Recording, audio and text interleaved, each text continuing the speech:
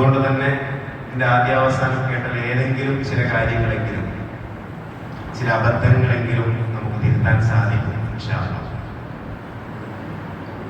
മയ്യത്ത് സംസ്കരണത്തെ സംബന്ധിച്ച് പറയുന്നത് ഒരു സാമൂഹിക ബാധ്യതയാണ്.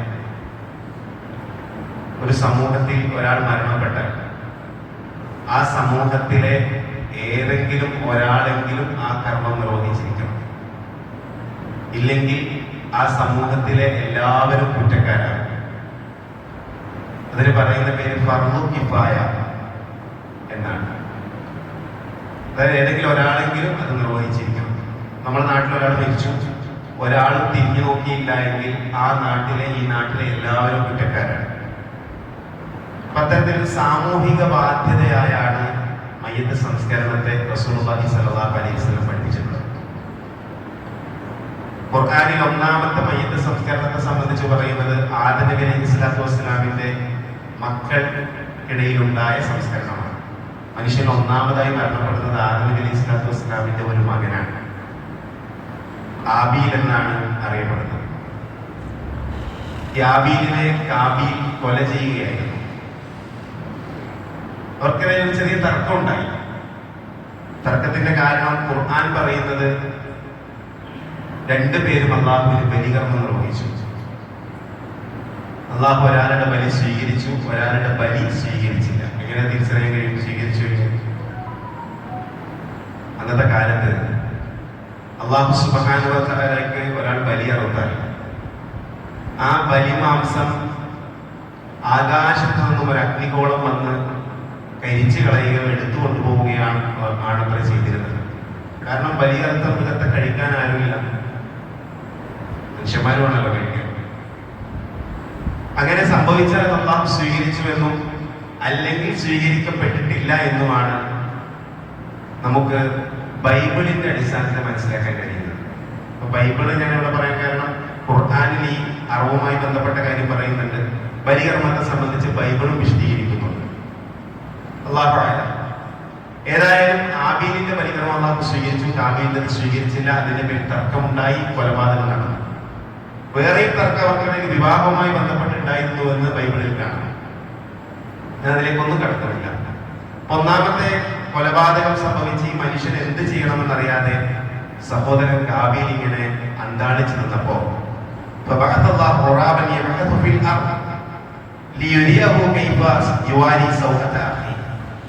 അള്ളാഹു ഒരു കാക്കയെ അയച്ചു.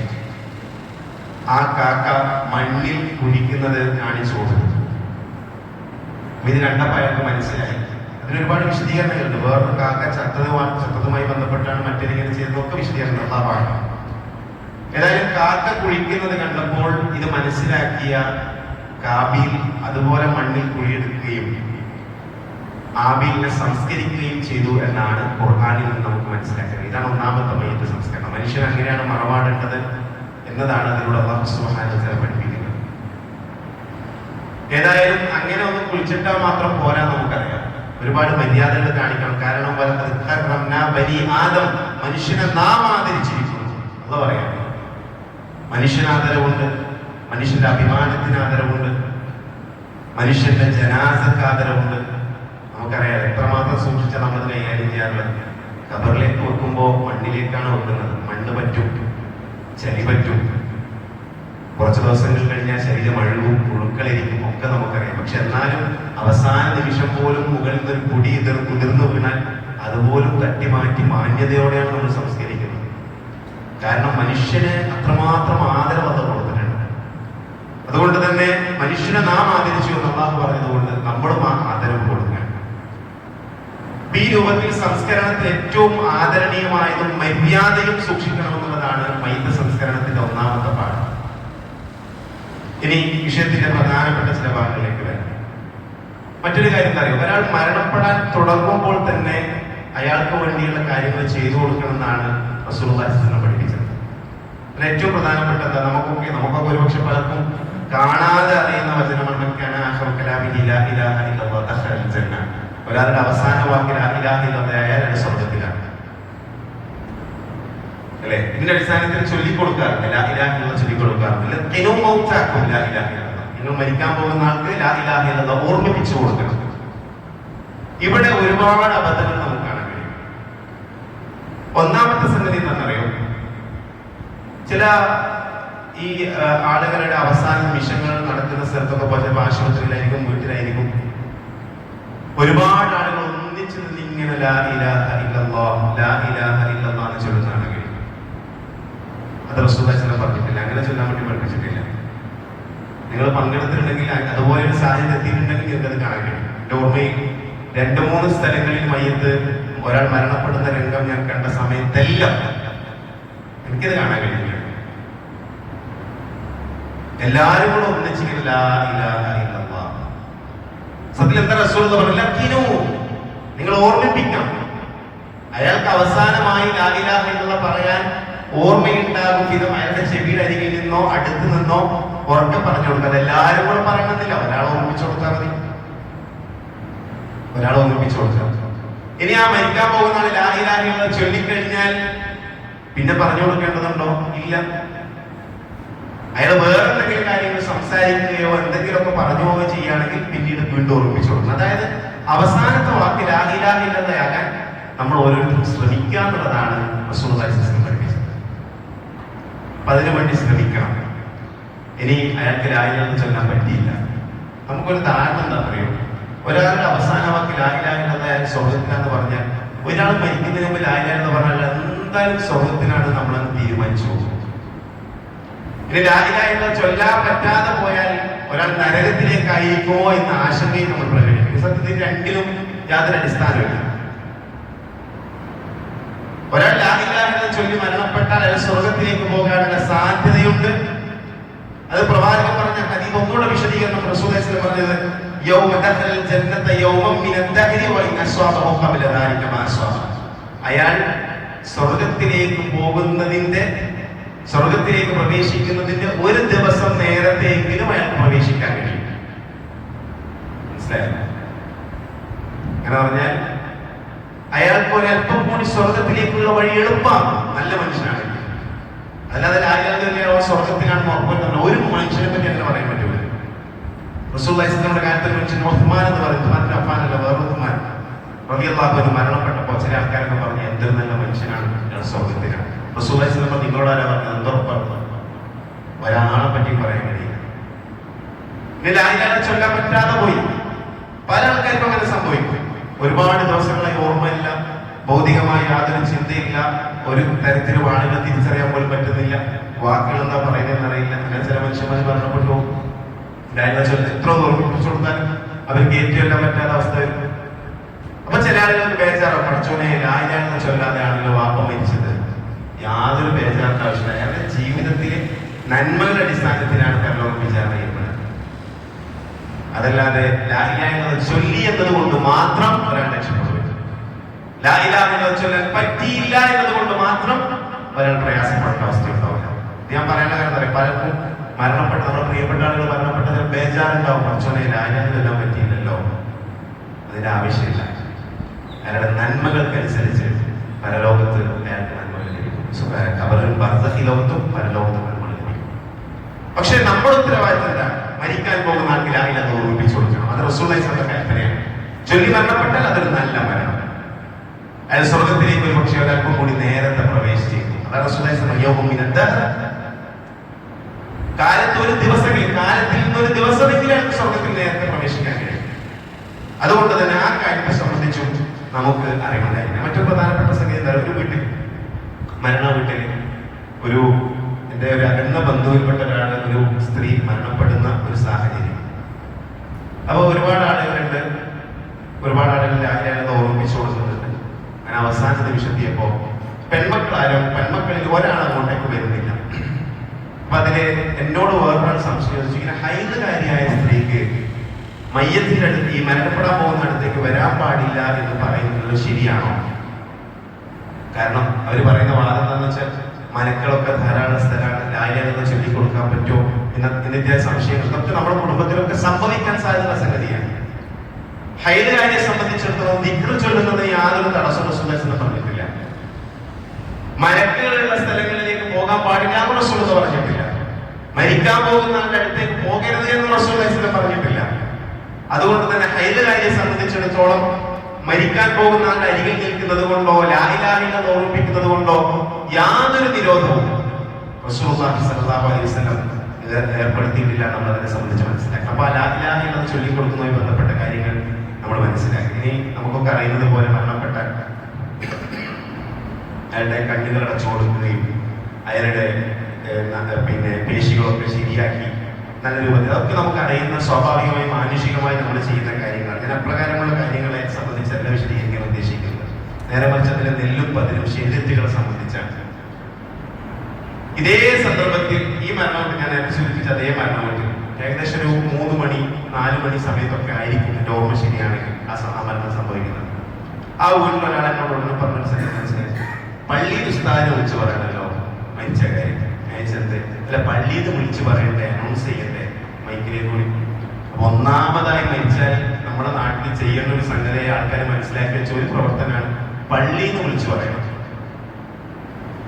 അപ്പോ ഞാൻ മലപ്പുറം ജില്ലയിൽ പഠിക്കുന്ന സമയത്ത് ആ കാലത്ത് 10-15 കൊല്ലം മുമ്പ് ഏകദേശം ആ കാലത്തൊക്കെ സ്ഥിരമായി കാണുന്ന ഒരു കാഴ്ചയാണ് റോഡിലൂടെ ജീപ്പും ഓട്ടോറിക്ഷയൊക്കെ മുകളിൽ വലിയ സ്പീക്കർ, നമ്മുടെ കോളാമ്പി പോലെയുള്ള സാധനം ഉണ്ടല്ലോ, ആ സാധനം കെട്ടിവെച്ച് മയ്യത്ത് മരണ വിവരം ഇങ്ങനെ പറഞ്ഞുകൊണ്ട് ഇങ്ങനെ പോകും വണ്ടി. ഇന്ന വീട്ടിൽ ഇന്നയാളുടെ മകൻ ഇന്നയാൾ മരണപ്പെട്ടിരിക്കുന്നു, ജനാസ ഇത്ര മണിക്കാണ്, വ്യസന സമേതം അറിയിക്കുന്നു എന്നൊക്കെ പറഞ്ഞിങ്ങനെ വിളിച്ചു പറയും. നമ്മുടെ നാട്ടിലുള്ള ആൾക്കാരത് അത്രത്തോളം കണ്ടിട്ടില്ല എന്ന് തോന്നുന്നു. കണ്ടിരുന്നെങ്കിൽ ചിലപ്പോൾ നമ്മുടെ നാട്ടിലത് സജീവമാകേണ്ട സംഗതി. കാരണം നല്ല കാര്യമില്ലേ, നാട്ടുകാരൊക്കെ അറിയട്ടെ. പക്ഷെ എന്തുകൊണ്ടോ നമ്മുടെ നാട്ടിലേക്ക് അത് എത്തിയിട്ടില്ല. നമ്മുടെ നാട്ടിൽ പള്ളിയിൽ വിളിച്ചു പറയലാണ് പതിവ്. ഇത് വിളിച്ചു പറഞ്ഞാൽ എന്തോ ആരോ മരിച്ചിട്ടുണ്ട് തിരിയാന്നല്ലാതെ പള്ളിന്റെ തൊട്ടടുത്തുള്ള 3-4 വീട്ടുകാർക്ക് മാത്രമേ ഈ സംഗതി കേട്ടാൽ മനസ്സിലാവും. അത് വേറെ വിഷയം. എന്താണ് ഇതുമായി ബന്ധപ്പെട്ട് ഇസ്ലാമികമായ ഹക്കും? റസൂലുള്ളാഹി സ്വല്ലല്ലാഹു അലൈഹി വസല്ലം പറഞ്ഞു, അന്നനബി പ്രവാചകനിൽ ധരിക്കപ്പെട്ട ഹദീസ്, അന്നനബി സ്വല്ലല്ലാഹു അലൈഹി വസല്ലം കാന യൻഹാ അൻ-നഅ്യി, പ്രവാചകൻ മരണവാർത്ത ഉറക്കെ വിളിച്ചു പറയുന്നതിനെ വിരോധിച്ചിരിക്കുന്നു. റസൂലുള്ളാഹി സ്വല്ലല്ലാഹു അലൈഹി വസല്ലം വിരോധിച്ചിരിക്കുന്നു. വേറെ ഹദീസ് പ്രവാചകൻ പറഞ്ഞു, ഇയ്യാകും ബൻ-നഅ്യി, നിങ്ങൾ മരണവാർത്ത വിളിച്ചു പറയുന്നതിനെ സൂക്ഷിക്കണം, ഇത് ചെയ്യാൻ പാടില്ല, വെടിയണം. ഫഇന്നഹു മിൻ അമലിൽ ജാഹിലിയ, അത് ജാഹിലിയ പ്രവർത്തനമാണ്. ജാഹിലിയ എന്ന് പറഞ്ഞാൽ ജാഹിലിയ പ്രവർത്തനമാണ്, ഇസ്ലാമിന് മുമ്പത്തെ പ്രവർത്തനമാണ്. അതൊന്നും ഇസ്ലാമിലില്ല. ഏതെങ്കിലും ഉയർന്ന സ്ഥലത്ത് നിന്ന് അല്ലെങ്കിൽ ഒട്ടകപ്പുറത്ത് കയറി ആൾക്കാരെ വിളിച്ചു പറയുന്ന പതിവ് ജാഹിലിയത്തിൽ ഉണ്ടായിരുന്നു അത്രേ. അത് പ്രവാചകൻ നിരോധിച്ചു, ഇത് പറ്റൂല എന്ന് പറഞ്ഞു. അതേ സാധനം നമ്മുടെ നാട്ടിൽ വേറൊരു രൂപത്തിൽ പള്ളിയിലൂടെ മൈക്കിലൂടെ വിളിച്ചു പറയും. യാതൊരു ആവശ്യമില്ലാതെ മാത്രമല്ല പ്രവാചകൻ വിലക്കിയ സംഗതി, പാടില്ല എന്ന് പറഞ്ഞ സംഗതി. നഹ എന്ന് പറഞ്ഞാൽ വിലക്കി എന്നാണ്. റസൂൽ വിലക്കിയതാണ്. റസൂൽ വിലക്കിയത് അള്ള വിലക്കിയ സംഗതിയാണ്. അത് മാത്രം അത്ഭുതം തന്നറിയോ, ഈ പള്ളിയിൽ ഉസ്താദ് അറിയുന്നതിന് മുമ്പ് നമ്മൾ വാട്സാപ്പിലൂടെ സംഗതി അറിയും അല്ലെ? പള്ളിയിൽ വിളിച്ചു പറയുന്നതിന് മുമ്പ് ഒരാൾ മരണപ്പെട്ടാൽ അറിയാനുള്ള സംവിധാനം ഇന്നുണ്ട്. അതൊക്കെ ഉള്ള കാലത്താണ് പഴയ ജാഹിലിയത്തിൽ ആചാരം തിരിച്ചുകൊണ്ടിരുന്നത്. അതുകൊണ്ട് തന്നെ ഇതിന് യാതൊരു പ്രവാചകൻ വിലക്കിയ സംഗതി അതിനെ ഗൗരവകരമായി കാണും.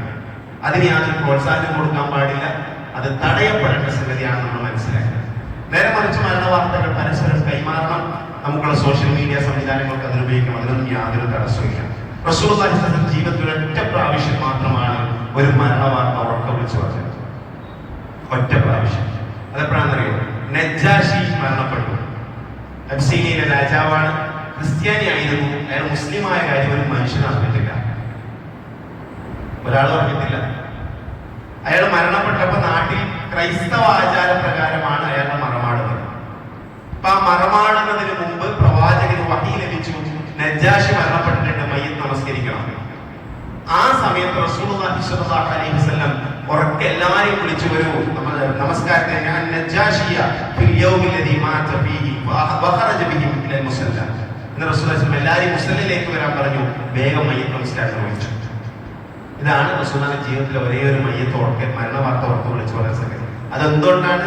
ആ കബറടക്കം നടക്കുന്നതിന് മുമ്പ് ഇവിടെ മയ്യിത്ത് സംസ്കരണം നടക്കണം. അത് അല്ലാഹുവിന്റെ വഹയിന്റെ അടിസ്ഥാനത്തിൽ ചെയ്ത സംഗതിയാണ്. ഇനി ഇതെല്ലാ സംവിധാനങ്ങൾ ഉണ്ടായിരിക്കുന്ന സമയത്ത് വീണ്ടും ജാഹിലിയത്തിലേക്ക് തിരിച്ചു പോകുന്നത് അന്ധകാരത്തിലേക്കുള്ള ഇരുട്ടിലേക്കുള്ള തിരിച്ചു പോകാൻ. അതിനെ ശക്തമായി എതിർക്കുക, ഒഴിവാക്കുക എന്നുള്ളത് യഥാർത്ഥ വിശ്വാസിയുടെ പ്രധാനപ്പെട്ട ഒരു ലക്ഷ്യമാകണം എന്ന കാര്യമാണ്. പ്രത്യേകമായി സൂചിപ്പിക്കുകയാണ്. ഈ സഹോദരങ്ങൾ വളരെ പ്രധാനപ്പെട്ട മറ്റൊരു സംഗതി, ഓരോ കാര്യങ്ങളെ വളരെ പെട്ടെന്ന് പറഞ്ഞു പോകാം. മൂന്നാമത്തെ പ്രധാനപ്പെട്ട സംഗതി, മയ്യത്ത് സംസ്കാരത്തിന് ധൃതി കാണിക്കുക എന്നുള്ളത് പ്രവാചകന്റെ ഏറ്റവും പ്രധാനപ്പെട്ട സുന്നത്താണ്. പെട്ടെന്ന് മയ്യത്ത് സംസ്കാരം നടക്കും. നല്ല മനുഷ്യനാണെങ്കിൽ നിങ്ങൾ എന്തിനാണ് അയാൾക്ക് കിട്ടുന്ന ഖബറിലെ ബർസഖി ജീവിതത്തിലെ സൗഭാഗ്യങ്ങൾ തടഞ്ഞു വെക്കുന്നത്? പെട്ടെന്ന് കൊണ്ടെത്തി. മോശം മനുഷ്യനാണെങ്കിൽ നിങ്ങൾ എന്തിനാ ഈ ചുമലിൽ വെച്ച് ഇങ്ങനെ കൊണ്ടു നടക്കുന്നത്? വേഗം കൊണ്ടുപോയി കബറടക്കി കൊടുക്കും. രണ്ടാണെങ്കിൽ ആരാ നമുക്ക് അറിഞ്ഞൂടാ, പക്ഷെ എത്രയും പെട്ടെന്ന് സംസ്കരിക്കണം. ഇന്നാള് വരാനുണ്ട്, ഇന്ന സ്ഥലത്ത് നാള് വരാനുണ്ടെന്നൊക്കെ പറഞ്ഞ് തടസ്സം നിൽക്കുന്നതിന് പകരം വളരെ പെട്ടെന്ന് സംസ്കരണം. ധൃതി കാണിക്കുക എന്നുള്ളത് റസൂലുള്ളാഹി സ്വല്ലല്ലാഹു അലൈഹി വസല്ലം വിലക്കിയ സംഗതിയാണ്. സാധാരണഗതിയിൽ അജ്ലത്തിന് ഷെയ്ഖാണ്, ധൃതി പൈശാചികമാണ്, തിരക്കൂട്ടാൻ പാടില്ല. എന്നാൽ റസൂലുള്ളാഹി ചില കാര്യങ്ങളിൽ ധൃതി കാണിക്കുന്നത് പ്രോത്സാഹിപ്പിച്ചിട്ടുണ്ട്. അപ്പൊ അതിൽ പ്രധാനപ്പെട്ട കടം വീട്ടാൻ ധൃതി കാണിക്കണം. മനസ്സിലായി? ഞാൻ സാന്ദർഭികമായി പറഞ്ഞു പോകുന്നതാണ്. കടം വീട്ടാൻ ധൃതി കാണിക്കണം, തൗബ ചെയ്യാൻ ധൃതി കാണിക്കണം, വിവാഹം കഴിക്കാൻ ധൃതി കാണിക്കണം. അതേപോലെ തന്നെ പ്രധാനപ്പെട്ട ഒന്നാണ് മയ്യത്ത് സംസ്കരണത്തിന് ധൃതി കാണിക്കണം. ഇങ്ങനെയുള്ള ചില കാര്യങ്ങൾ ധൃതി കാണിക്കാൻ റസൂലുള്ളാഹി സ്വല്ലല്ലാഹു അലൈഹി വസല്ലം. അതേപോലെ അതിഥിയെ ആദരിക്കുന്നതിന് ധൃതി കാണിക്കണം. അതിൽപ്പെട്ട പ്രധാനപ്പെട്ട മയ്യത്ത് സംസ്കരണത്തിന് തിരക്കൂട്ടണം. തിരക്കൂട്ടണം എന്ന് പറഞ്ഞു കഴിഞ്ഞാൽ എത്രയും പെട്ടെന്ന് നമുക്ക് മയ്യത്ത് സംസ്കരണവുമായി ബന്ധപ്പെട്ട ചടങ്ങുകളൊക്കെ അറേഞ്ച് ചെയ്യാൻ പറ്റുമോ അതിനനുസരിച്ച് അറേഞ്ച് ചെയ്ത് പെട്ടെന്ന് സംസ്കരണം നടത്തണം. ഇനി അതേപോലെ തന്നെ പ്രധാനപ്പെട്ട ഒരു സംഗതി എന്താണെന്നറിയോ? ഒരുപാട് ആളുകൾക്ക് മയ്യത്ത് കാണണമെന്ന് ആഗ്രഹം ഉണ്ടാവും അല്ലെ? നമ്മുടെ നാട്ടിൽ കാണുക എന്ന് പറഞ്ഞാൽ ഒരാൾ മരിച്ചു കഴിഞ്ഞാൽ കാണാൻ പോയോ എന്നാണ് ആൾക്കാർ ചോദിക്കേണ്ടത്. സത്യത്തിൽ ഒരു മയ്യത്തിന്റെ മുഖം കാണുക എന്നത് റസൂലുള്ളാഹി സ്വല്ലല്ലാഹു അലൈഹി വസല്ലം പഠിപ്പിച്ച സുന്നത്തേ അല്ല. അങ്ങനെ സംഗതിയെ ഇസ്ലാമിൽ സുന്നത്തായി പഠിപ്പിക്കപ്പെട്ടിട്ടില്ല.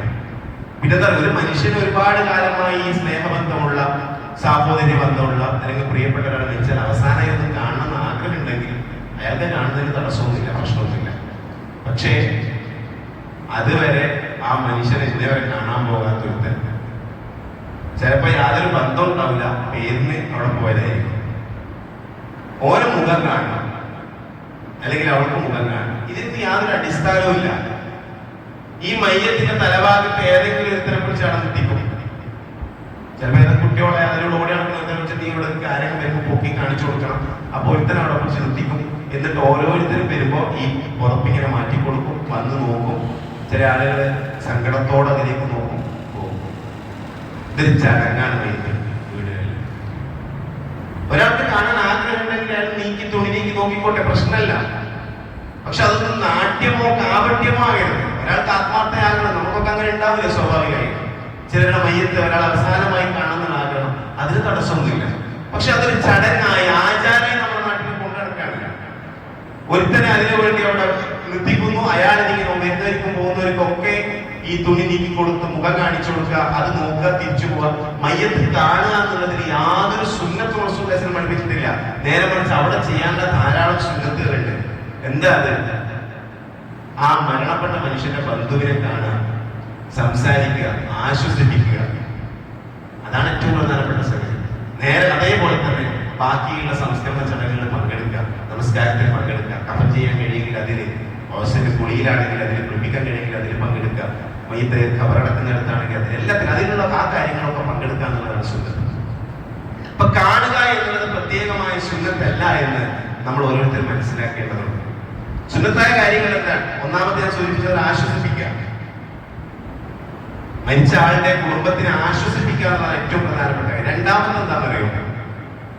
നമ്മുടെ ഒരു അയൽവക്കത്ത് ഒരാൾ മരിച്ചു എന്ന് വിചാരിക്കണം, അല്ലെങ്കിൽ നമ്മുടെ ഒരു അകന്ന ബന്ധു മരണപ്പെട്ടു എന്ന് വിചാരിക്കുക. നമ്മൾ ശ്രദ്ധിക്കേണ്ട ഒരു കാര്യം അറിയോ? 3 ദിവസത്തേക്ക് ആ വീട്ടിൽ ഭക്ഷണം പാകം ചെയ്യുന്നില്ല എന്ന് ഉറപ്പുവരുത്താൻ നമുക്ക് കഴിയണം. അവർക്ക് അതിനുള്ള അവസ്ഥ ഉണ്ടാകാൻ പാടില്ല. നമ്മൾ ഇന്നേ പലപ്പോഴും നമ്മൾ അതിനെക്കുറിച്ച് ചിന്തിച്ചിട്ടുണ്ടാവില്ല. നമ്മളൊരു അകന്ന ബന്ധു മരണപ്പെട്ടു, അല്ലെങ്കിൽ ഒരു അയൽവാസിയായ ഒരാൾ മരണപ്പെട്ടു. ആ വീട്ടിൽ 3 ദിവസം ഭക്ഷണം അടുപ്പ് പുകയരുത്. പിന്നെയോ അവിടേക്കുള്ള ഭക്ഷണം അയൽവാസികളും അകന്ന ബന്ധുക്കൾ എത്തിച്ചു കൊടുക്കുക എന്നുള്ളതാണ് ഇസ്ലാമികമായ ബാധ്യത. 3 ദിവസത്തേക്ക് വേറെ ആ വീട്ടിലും ഭക്ഷണം ഉണ്ടാക്കുന്ന പരിപാടിയില്ല. നമ്മുടെ അയൽവക്കത്ത് ഒരാൾ മരണപ്പെട്ടിട്ടുണ്ടെങ്കിൽ ആ വീട്ടിലേക്ക് 3 ദിവസത്തെ ഭക്ഷണം നമ്മുടെ വീട്ടിൽ കഴിക്കണം. മനസ്സിലായില്ല? ആ 3 ദിവസം ദുഃഖാചരണത്തിന്റെ ദിവസങ്ങളാണ്. ഭക്ഷണം കൊണ്ടേ കൊടുക്കുക. അവര് പറയും വേണ്ട, പിറ്റേന്ന് ചിലപ്പോൾ പറയും വേണ്ട, നിർബന്ധിക്കുക, പറ്റില്ല, ഞങ്ങൾ എന്തായാലും കൊണ്ട് നിങ്ങൾ ഭക്ഷണം ഉണ്ടാക്കണ്ട. അതാണ് ഇസ്ലാമികമായ മര്യാദ. നിങ്ങൾ ഭക്ഷണം ഉണ്ടാക്കരുത്, ഞങ്ങൾ കൊണ്ടുവരും എന്ന് വാശി പിടിച്ച് നിർബന്ധിപ്പിച്ച് ചെയ്യിക്കാൻ നമുക്ക് കഴിയണം. അതാണ് ദീൻ. അതാ റസൂലുള്ളാഹി സ്വല്ലല്ലാഹു അലൈഹി വസല്ലം പഠിപ്പിച്ച ദീൻ. പക്ഷെ നമ്മുടെ നാട്ടിൽ മൂന്നാമത്തെ ദിവസം മരിച്ച വീട്ടിൽ ഭക്ഷണം ഉണ്ടാക്കി നാട്ടുകാർക്ക് മുഴുവനും കൊടുക്കുന്ന ചടങ്ങാണ് പലപ്പോഴും നടക്കുന്നത്. ഇസ്ലാം എന്ന് പറയുന്നു നാട്ടാചാരങ്ങൾ, മാമൂലുകൾ എന്താണെന്ന് നോക്കിക്കഴിഞ്ഞാൽ രണ്ടും തമ്മിൽ യാതൊരു ബന്ധമില്ല നമുക്ക് കാണാൻ കഴിയും. ചില വീട്ടിലൊക്കെ പോയി കഴിഞ്ഞാൽ, ഇപ്പൊ മരിച്ച സ്ഥലത്ത് പോയി കഴിഞ്ഞാൽ ചിലപ്പോൾ ചായ കൊടുക്കും. പണ്ടൊക്കെ എന്റെ ചെറുപ്പത്തിലൊക്കെ ഓർമ്മയുണ്ട്, ഒരു പ്രത്യേകമായ വെള്ളമായിരുന്നു കട്ടിക്കൊണ്ടിരുന്നത്. ഇവിടെ എന്താന്ന് പറഞ്ഞു കേട്ടോ, ഓരോ സെഷൻ തിരിച്ചാണല്ലോ നാട്ടാചാരങ്ങൾ. ഈ ഉള്ളി, സാധാരണ പച്ച ഉള്ളി മുറിച്ചിട്ട് പഞ്ചസാര വെള്ളത്തിൽ കലക്കിയിട്ട് കൊടുക്കുന്ന സമ്പ്രദായം ഉണ്ടായിരുന്നു. ഉള്ളി വെള്ളം മരിച്ച അന്ന് വരുന്നവർക്കൊക്കെ. പിന്നെ അത് മാറി പല നിലക്കുള്ള സ്ക്വാഷ് പോലെയുള്ള സാധനങ്ങളായി. പിന്നെ ചായയായി, ചായയും കടിയായി, ഇങ്ങനെയുള്ള രൂപത്തിലേക്ക് മാറിക്കൊണ്ടിരിക്കുകയാണ്. ഈ പോകുന്നവൻ ആരോടെ ചായ കുടിക്കാനല്ല പോകുന്നത്, പോകുന്ന ആരോടെ വെള്ളം കുടിക്കാനല്ല പോകുന്നത്. പക്ഷെ ഇത് നാട്ടിലൊരു ആചാരമായിട്ട് മാറുമ്പോൾ അതിന് കുറെ ആളുകൾ ചുക്കാൻ പിടിക്കാനും അതിന്റെ ഭാഗമാകാനും 3 ദിവസത്തേക്ക്, സഹോദരങ്ങൾ, നമ്മുടെ വീട്ടിലൊരാൾ മരണപ്പെട്ടിട്ടുണ്ടെങ്കിൽ 3 ദിവസത്തേക്ക് ആര് വന്നാലും ചായ കൊടുക്കൽ ആദിത്യ മര്യാദയിൽ പെട്ടതൊന്നല്ല. ആദിത്യ മര്യാദ ഇസ്ലാം പ്രോത്സാഹിപ്പിച്ചാണെങ്കിലും അതിൽ ഇസ്ലാമിന് യാതൊരു ആദിത്യ മര്യാദയും പഠിപ്പിച്ചില്ല. ആ വീട്ടിൽ 3 ദിവസം ഭക്ഷണം ഉണ്ടാക്കേണ്ടെന്ന് പഠിപ്പിച്ചത്. അവിടുത്തെ ഭക്ഷണം അയൽവാസിയുടെ ബാധ്യതയാണെന്ന് പഠിപ്പിച്ചത്, അകന്ന കുടുംബക്കാരുടെ ബാധ്യതയാണെന്ന് പഠിപ്പിച്ചത്. അതുകൊണ്ട് തന്നെ ആ കാര്യത്തെ സംബന്ധിച്ച് കൃത്യമായ അറിവും ധാരണയും നമുക്ക് ഓരോരുത്തർക്കും ഉണ്ടാകേണ്ടതുണ്ട്. ഇനി സഹോദരങ്ങൾ, പ്രധാനപ്പെട്ട അടുത്തത് മയ്യത്ത് കുളിപ്പിക്കലുമായി ബന്ധപ്പെട്ട സംഗതിയാണ്. നമുക്ക് അറിയുന്നതുപോലെ കുളിപ്പിക്കുക എന്നത് കേവല ഒരു പ്രവർത്തനം മാത്രമല്ല, അത് വമ്പിച്ച പ്രതിഫലമുള്ള നന്മയാണ്. മൻ വസല മയ്യിതൻ ഫകതമ അലൈഹി ഗുഫിറ ലഹു 40 കബീറ. ഒരാൾ മയ്യത്ത് കുളിപ്പിച്ചു കഴിഞ്ഞാൽ 40 വൻ പാപങ്ങൾ പുറത്ത്. മനസ്സിലായി? 40 വൻ പാപങ്ങൾ പുറത്ത്. നമ്മളിപ്പോ മുഹറം 10 നോമ്പെടുക്കാൻ പോവാണ്. എന്താ നേട്ടം? ഒരു കൊല്ലത്തെ പാപങ്ങൾ പുറത്ത്. വൻപാപങ്ങൾ ഓർക്കോ? ഇല്ല. അവിടെ തന്നെ വൻപാപങ്ങൾ ഒഴിവാക്കിയാൽ മാത്രമേ ചെറുപാപങ്ങൾ ഓർക്കൂ. കഴിഞ്ഞു പോയ കൊല്ലത്തെയും വരാനിരിക്കുന്ന കൊല്ലത്തെയും പാപങ്ങൾ ഓർക്കും എന്ന് പറഞ്ഞാൽ വൻപാപങ്ങൾ അതുകൊണ്ട് ഓർക്കപ്പെടില്ല. വൻപാപങ്ങൾ ഓർക്കപ്പെടാൻ പറഞ്ഞാൽ തൗബ ആവശ്യമാണ്. പക്ഷേ അതൊന്നുമില്ലാതെ ഒരു പക്ഷെ 40 വൻപാപങ്ങൾ ഒരു മയ്യത്ത് കുളിപ്പിക്കലിലൂടെ അല്ലാഹു സുബ്ഹാനഹു തആല പുറത്തു കൊടുക്കുമെന്ന് റസൂലുള്ളാഹി സ്വല്ലല്ലാഹി അലൈഹി വസല്ലം. വേറെ ഹദീസ്, മൻ വസല മയ്യിതൻ ഫകതമ അലൈഹി വഫിറ ലഹു 40 മറ. 40 പ്രാവശ്യം അല്ലാഹു പാപമോചനം കൊടുക്കും. വമൻ കഫന മയ്യിതൻ കസാഹു അല്ലാഹു മിൻ സുദ്ദുസിൻ വസ്തബറഖിൻ മിനൽ ജന്ന. ഇനി കഫൻ ചെയ്യുന്നതിൽ കൂടി പങ്കെടുത്താലോ സ്വർഗത്തിൽ നിന്നുള്ള പട്ടിന്റെ കഫൻ കൊണ്ട്, വസ്ത്രം കൊണ്ട് അവനെ അല്ലാഹു സുബ്ഹാനഹു വ തആല സ്വർഗത്തിൽ ആദരിക്കും. അതൊക്കെ നന്മയാണ്, നമ്മളൊക്കെ ചെയ്യേണ്ട ഒരു പ്രവർത്തനമാണ്. പല ആളുകളും പേടിച്ചിട്ട് ചെയ്യുക. ചില ആളുകൾ അതൊക്കെ ഏൽപ്പിച്ച ചില ആൾക്കാരുണ്ട്, ഉസ്താദുമാർ, അല്ലെങ്കിൽ ഇന്നാൾ വരട്ടെ, അയാൾ വരട്ടെ, അയാളാണ് ചെയ്യുന്ന ആൾ, അയാളാണ് കുളിപ്പിക്കുന്ന ആൾ, നമുക്കതിനൊരു യാതൊരു ബന്ധമല്ല. സഹോദരങ്ങളെ, ആ നന്മയൊക്കെ എത്രമാത്രം വലിയ നന്മയൊക്കെ റസൂലുള്ളാഹി സ്വല്ലല്ലാഹു അലൈഹി വസല്ലം പഠിപ്പിച്ചത്. അതിൽ എത്ര നമുക്ക് സ്വീകരിക്കാൻ പറ്റുമോ അത്രയും ഭാഗം സ്വീകരിക്കാനും അതിലെ ഭാഗമാക്കാനും നമ്മൾ ശ്രമിക്കേണ്ടതുണ്ട്. ഞാൻ സൂചിപ്പിച്ചതുപോലെ ഇതിലെ ശരിതെറ്റുകൾ മാത്രമാണ് ഞാൻ സൂചിപ്പിച്ചു പോകുന്നത്. അതിന്റെ രൂപങ്ങളൊന്നും വിശദീകരിക്കുന്നില്ല. അവിടെ വലിയൊരു അബദ്ധം നമുക്കൊക്കെ നാട്ടിൽ കാണാൻ പറ്റുന്നത് എന്താണെന്നറിയോ? ഈ കഫൻ ചെയ്യുന്ന സമയത്ത് സുഗന്ധദ്രവ്യം പൂശുക എന്നുള്ള സുന്നത്താണ്. എത്ര വേണമെങ്കിലും ധാരാളമായി സുഗന്ധദ്രവ്യം ഉപയോഗിക്കാം, യാതൊരു പ്രശ്നമില്ല. അതൊക്കെ മയ്യത്തിന് കൊടുക്കുന്ന ആദരവാണ്. പക്ഷെ നമ്മുടെ നാട്ടിൽ കാണുന്ന ഒരു സംഭവം എന്താ വെച്ച് കഴിഞ്ഞാൽ, ഈ കഫൻ ചെയ്യുമ്പോൾ പിരിച്ചതിന് ശേഷം അതിന്റെ മുകളിൽ കൊണ്ടുവന്ന് കുറെ മൈലാഞ്ചി ഇലകൾ കൊണ്ടുപോയി വിതർന്നതാണ്. നിങ്ങൾ പലപ്പോഴും കണ്ടിട്ടുണ്ടാവും. അതിന്റെ കാരണം എന്താണെന്ന് വെച്ചാൽ സുഗന്ധദ്രവ്യങ്ങൾ ഉപയോഗിക്കുന്ന സുന്നത്താണല്ലോ. അപ്പൊ ആരോ പറഞ്ഞോടത്ത് മൈലാഞ്ചി സുഗന്ധദ്രവ്യാണ്. അപ്പൊ ഈ സാധനം കൊണ്ടുവന്ന് ഇലകൾ സത്യം പറഞ്ഞാൽ മാലിന്യങ്ങൾ കൊണ്ടുവന്ന് അതിനെ കൊണ്ടുവന്നിട്ടാണ്. യാതൊരു അടിസ്ഥാനമില്ലാത്ത പ്രവർത്തനം. സുഗന്ധദ്രവ്യങ്ങൾ ഉപയോഗിക്കാൻ പറഞ്ഞാൽ അതിലേക്ക് മൈലാഞ്ചി, ഇസ്ലാമും മൈലാഞ്ചിയും തമ്മിൽ എന്ത് പറഞ്ഞാൽ പല ആൾക്കാർ ഇസ്ലാമിന്റെ അടയാളമായി കൊണ്ടുനടക്കുന്ന സാധനം. ഈ മൈലാഞ്ചി ഇലകൾ കൊണ്ടുവന്ന് അതിനിങ്ങനെ നറുക്കും, പരമാവധി അതിലേക്കാണ് മയ്യത്തിനെ കടത്തുന്നത്. വേറെയാണെങ്കിൽ നമ്മൾ ഇടാൻ സമ്മതിക്കും ഇല്ലല്ലോ. എന്നാൽ അതുപോലെ തന്നെയാണ് ഇത്.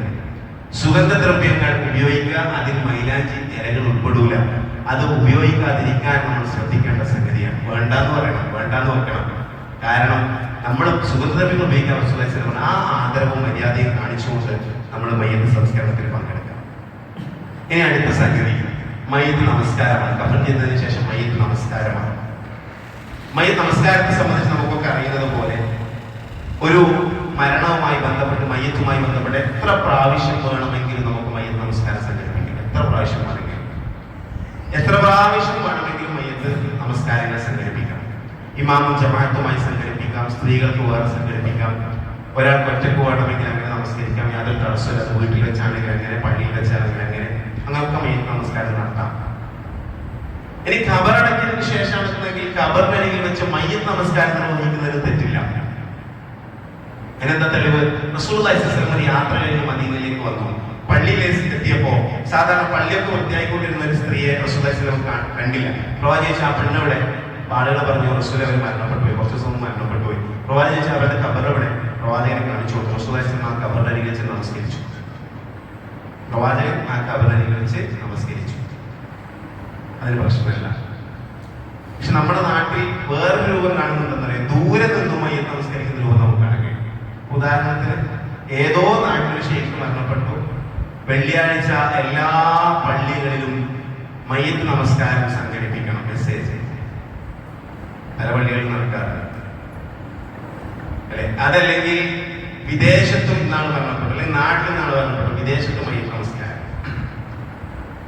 സത്യത്തിൽ ഇതിന് തെളിവായി പറയുന്ന സംഗതി എന്താണ്? ഞാൻ നേരത്തെ സൂചിപ്പിച്ച നജ്ജാഷിയുടെ ചരിത്രമാണ്. നജ്ജാഷി രാജാവിന് വേണ്ടി റസൂലുള്ളാഹി സ്വല്ലല്ലാഹു അലൈഹി വസല്ലം മദീനയിൽ വെച്ച് മയ്യിത്ത് നമസ്കാരം നടത്തിയല്ലോ.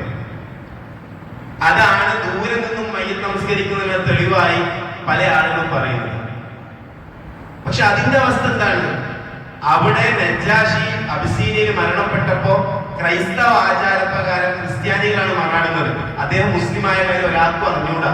അദ്ദേഹത്തെ കബറടക്കുമ്പോ ലോകത്ത് ഒരാളും അയാൾക്ക് കൊണ്ട് നിസ്കരിക്കാനില്ല. അപ്പോഴാണ് റസൂലുള്ളാഹി സ്വല്ലല്ലാഹു അലൈഹി വസല്ലം മദീനയിൽ നിസ്കരിച്ചത്. അതല്ലാതെ ഒരാൾ മരണപ്പെട്ടാൽ എവിടെ വെച്ചു ഇങ്ങനെ നമസ്കരിച്ചുകൊണ്ടേയിരിക്കുന്ന രൂപമല്ല. ഏതെങ്കിലും നാട്ടിൽ ഒരാൾ മരണപ്പെട്ടു, അവിടെ ആരും നമസ്കരിക്കാനില്ലെങ്കിൽ ലോകത്ത് എവിടെ വെച്ച് വേണമെങ്കിൽ ആളുകൾക്ക് മയ്യത്ത് നമസ്കാരം സംഘടിപ്പിക്കാം. അതല്ലാതെ മറഞ്ഞ മയ്യത്ത് നമസ്കരിക്കുക എന്ന് പറഞ്ഞു കഴിഞ്ഞാൽ അതിന് യാതൊരു അടിസ്ഥാനം ഇസ്ലാമികമായി പ്രാമാണികമായി ഇല്ല. ഇനി വേറെ സംഗതി ചെയ്യാം. ഇങ്ങനെ ഒരാളുടെ പ്രിയപ്പെട്ട ഒരാൾ വാപ്പ മരിച്ചു ഒരിക്കലും നാട്ടിലേക്ക് എത്താൻ കഴിയില്ല. കാരണം എത്ര ദിവസം കഴിഞ്ഞാലും എത്താൻ കഴിയില്ല എന്നുള്ള അവസ്ഥയാണ്. എത്ര കൊല്ലം കഴിഞ്ഞാലും എത്താൻ കഴിയില്ല എന്നുള്ള അവസ്ഥ. അങ്ങനെയൊന്നും സംഭവിക്കില്ല സ്വാഭാവികമായി. അങ്ങനെയാണെങ്കിൽ നമസ്കരിക്കാന്നല്ലാതെ സഹോദരങ്ങളെ അതിനൊക്കെ റസൂലുള്ളാഹി സ്വല്ലല്ലാഹു അലൈഹി വസല്ലം ഖബറിനരികിൽ നിസ്കരിച്ച് കാണിച്ചത് അല്ലേ. ഇപ്പൊ ഒരാൾ വാപ്പ മരിച്ചു, 2 കൊല്ലം കഴിഞ്ഞാണ് ഗൾഫിൽ നിന്ന് വരികയാണ്, ഖബറിനരികിൽ നിസ്കരിക്കാം. മയ്യത്തിന്റെ അടുത്ത് വെച്ചാണ് മയ്യത്ത് നമസ്കാരം. അതാണ് റസൂലുള്ളാഹി സ്വല്ലല്ലാഹു അലൈഹി വസല്ലം പഠിപ്പിച്ച രീതി. എന്നാൽ ഒരാൾ നമസ്കരിക്കാനില്ലെങ്കിൽ വേറൊരു പ്രദേശത്ത് ജമാഅത്തായി നമസ്കാരം നിർവഹിക്കുന്നുണ്ട്, തടസ്സമില്ല. മരിച്ച മയ്യത്തിനൊക്കെ നിസ്കരിക്കാൻ തുടങ്ങുകയാണെങ്കിൽ, മറിഞ്ഞ മയ്യത്തിനൊക്കെ നിസ്കരിക്കാൻ തുടങ്ങുകയാണെങ്കിൽ അതിന്റെ പ്രതിഫലം നമുക്കറിയാലോ. നമുക്ക് 24 മണിക്കൂർ നിസ്കരിക്കാൻ നേരിട്ടുണ്ടാവും. എത്ര നിസ്കരിക്കാം? എല്ലാ ദിവസവും രാവിലെ സുബഹ് കഴിഞ്ഞ് വേറൊരു സുന്നത്ത് നിസ്കാരം നമ്മുടെ മുമ്പിലില്ല, ഒരു മയ്യത്ത് നിസ്കാരം നിസ്കരിച്ചേക്കാം. എവിടെയെങ്കിലും വെച്ചൊരാൾക്ക് കൂലിയാണ്, മയ്യത്ത് നിസ്കാരത്തിന് പ്രതിഫലം ഉണ്ടല്ലോ. ഈ ഒരു സമ്പ്രദായം ഒന്നും റസൂലുള്ളാഹി സ്വല്ലല്ലാഹു അലൈഹി വസല്ലം പഠിപ്പിച്ചതല്ല. അതുകൊണ്ട് തന്നെ അതിനെ സംബന്ധിച്ചും നമുക്ക് കൃത്യമായ ധാരണ ഉണ്ടായിരിക്കണമെന്നാണ് സാന്ദർഭികമായി ഓർമ്മപ്പെടുത്താനുള്ളത്. അതുപോലെ തന്നെ അടുത്ത പ്രധാനപ്പെട്ട ഒരു സംഗതിയാണ്, ഞാൻ പറഞ്ഞു പോകുമ്പോൾ അതിനെ കൂടെ പറഞ്ഞു, ജനാസ കൊണ്ടുപോകുന്നതിന് ബന്ധപ്പെട്ട സംഗതി. ജനാസ കൊണ്ടുപോകും മിണ്ടാതെ ജനാസ അനുഗമിക്കുക എന്നത് സുന്നത്താണ്. ജനാസയുടെ ഏത് ഭാഗത്ത് നടക്കാനാണ് സുന്നത്ത്? മുമ്പിലാണോ പിന്നിലാണോ എവിടെയാണെങ്കിലും സുന്നത്ത്. എവിടെയാണെങ്കിലും പ്രശ്നം. മുന്നിലും പിന്നിലും വലതുഭാഗത്തും ഇടതുഭാഗത്തും ഒരുപോലെ സുന്നത്താണ്, യാതൊരു പ്രശ്നമില്ല. മയ്യത്തിന്റെ മുന്നിലും നടക്കാം, പിന്നിലും നടക്കാം, വലതുഭാഗത്തും നടക്കാം, ഇടതുഭാഗത്തും നടക്കാം. അത് നാല് ഭാഗത്താണെങ്കിലും യാതൊരു പ്രശ്നമില്ല. ശബ്ദമുണ്ടാക്കാതെ പോവുക എന്നുള്ളതാണ് റസൂലുള്ളാഹി സ്വല്ലല്ലാഹു അലൈഹി വസല്ലമയുടെ സുന്നത്തായി നമുക്ക് കാണാൻ സാധിക്കുന്നത്. അടുത്ത സംഗതി മയ്യത്ത് മറമാടുന്നതുമായി ബന്ധപ്പെട്ടാണ്. മറമാടുന്നതുമായി ബന്ധപ്പെട്ട് നമ്മൾ ശ്രദ്ധിക്കേണ്ട ഏറ്റവും പ്രധാനപ്പെട്ട ഒരു സംഗതി, അതിന്റെ രൂപം രൂപങ്ങളൊക്കെ നമുക്ക് അറിയുന്നതാണ്, നമ്മളൊക്കെ കാണുന്നതാണ്. മയ്യിത്ത് മറമാടിയതിനു ശേഷം നമ്മുടെ നാട്ടിൽ കാണുന്ന ഏറ്റവും പ്രധാനപ്പെട്ട ഒരു സമ്പ്രദായമാണ് രണ്ട് ഭാഗത്ത് അല്ലെങ്കിൽ തലഭാഗത്ത് ഓരോ സ്ഥലത്ത് ഓരോ രൂപത്തിലാണ് ഒരു മരം കൊണ്ടുപോയി നടും. അത് പലപ്പോഴും മൈലാഞ്ചി ഇട്ടെങ്കിലും മൈലാഞ്ചി തന്നെ ഉണ്ടാവും. ഞാൻ നേരത്തെ സൂചിപ്പിച്ചതുപോലെ ദീനിന്റെ എന്തോ ഒരു അലാമത്ത് അടയാളമായിട്ടാണ് ആൾക്കാർ ഈ സാധനം കാണുന്നത്. അപ്പൊ മരം കൊണ്ടുവന്നോ, ഞാൻ മിനിഞ്ഞാന്ന് 2-3 ദിവസം മുമ്പ് എൻ്റെ സ്കൂളില് 7ാം ക്ലാസ്സിൽ പഠിക്കുന്ന പെൺകുട്ടികൾ, പഠിക്കുന്ന കുട്ടികളോട് വളരെ കുറച്ചേ ഉള്ളൂ. അപ്പോൾ ഈ കുട്ടികൾ അങ്ങോട്ടും ഇങ്ങോട്ടും സംസാരിക്കുന്നത് ഞാൻ ശ്രദ്ധിച്ചു. എന്താണെന്നറിയാം, നിന്റെ ഉപ്പാപ്പാന്റെ ഉമ്മാമ്മനാണ് എനിക്ക് ഓർമ്മയില്ല, ഉമ്മാമാന്റെ ഉപ്പാപ്പാന്റെ കബറെടുത്ത് നീ പോയിട്ടുണ്ടോ? ഞാൻ പോയിട്ടുണ്ട്. എൻ്റെ ഉമ്മാമാന്റെ തലഭാഗത്ത് വെച്ച മരം നന്നായി വലുതായിട്ടുണ്ട്, ഉഷാറായിട്ടുണ്ട്. മനസ്സിലായി? കുട്ടികൾ 7ാം ക്ലാസ്സിൽ പഠിക്കുന്ന കുട്ടികളെ സംസാരിക്കുന്നത്.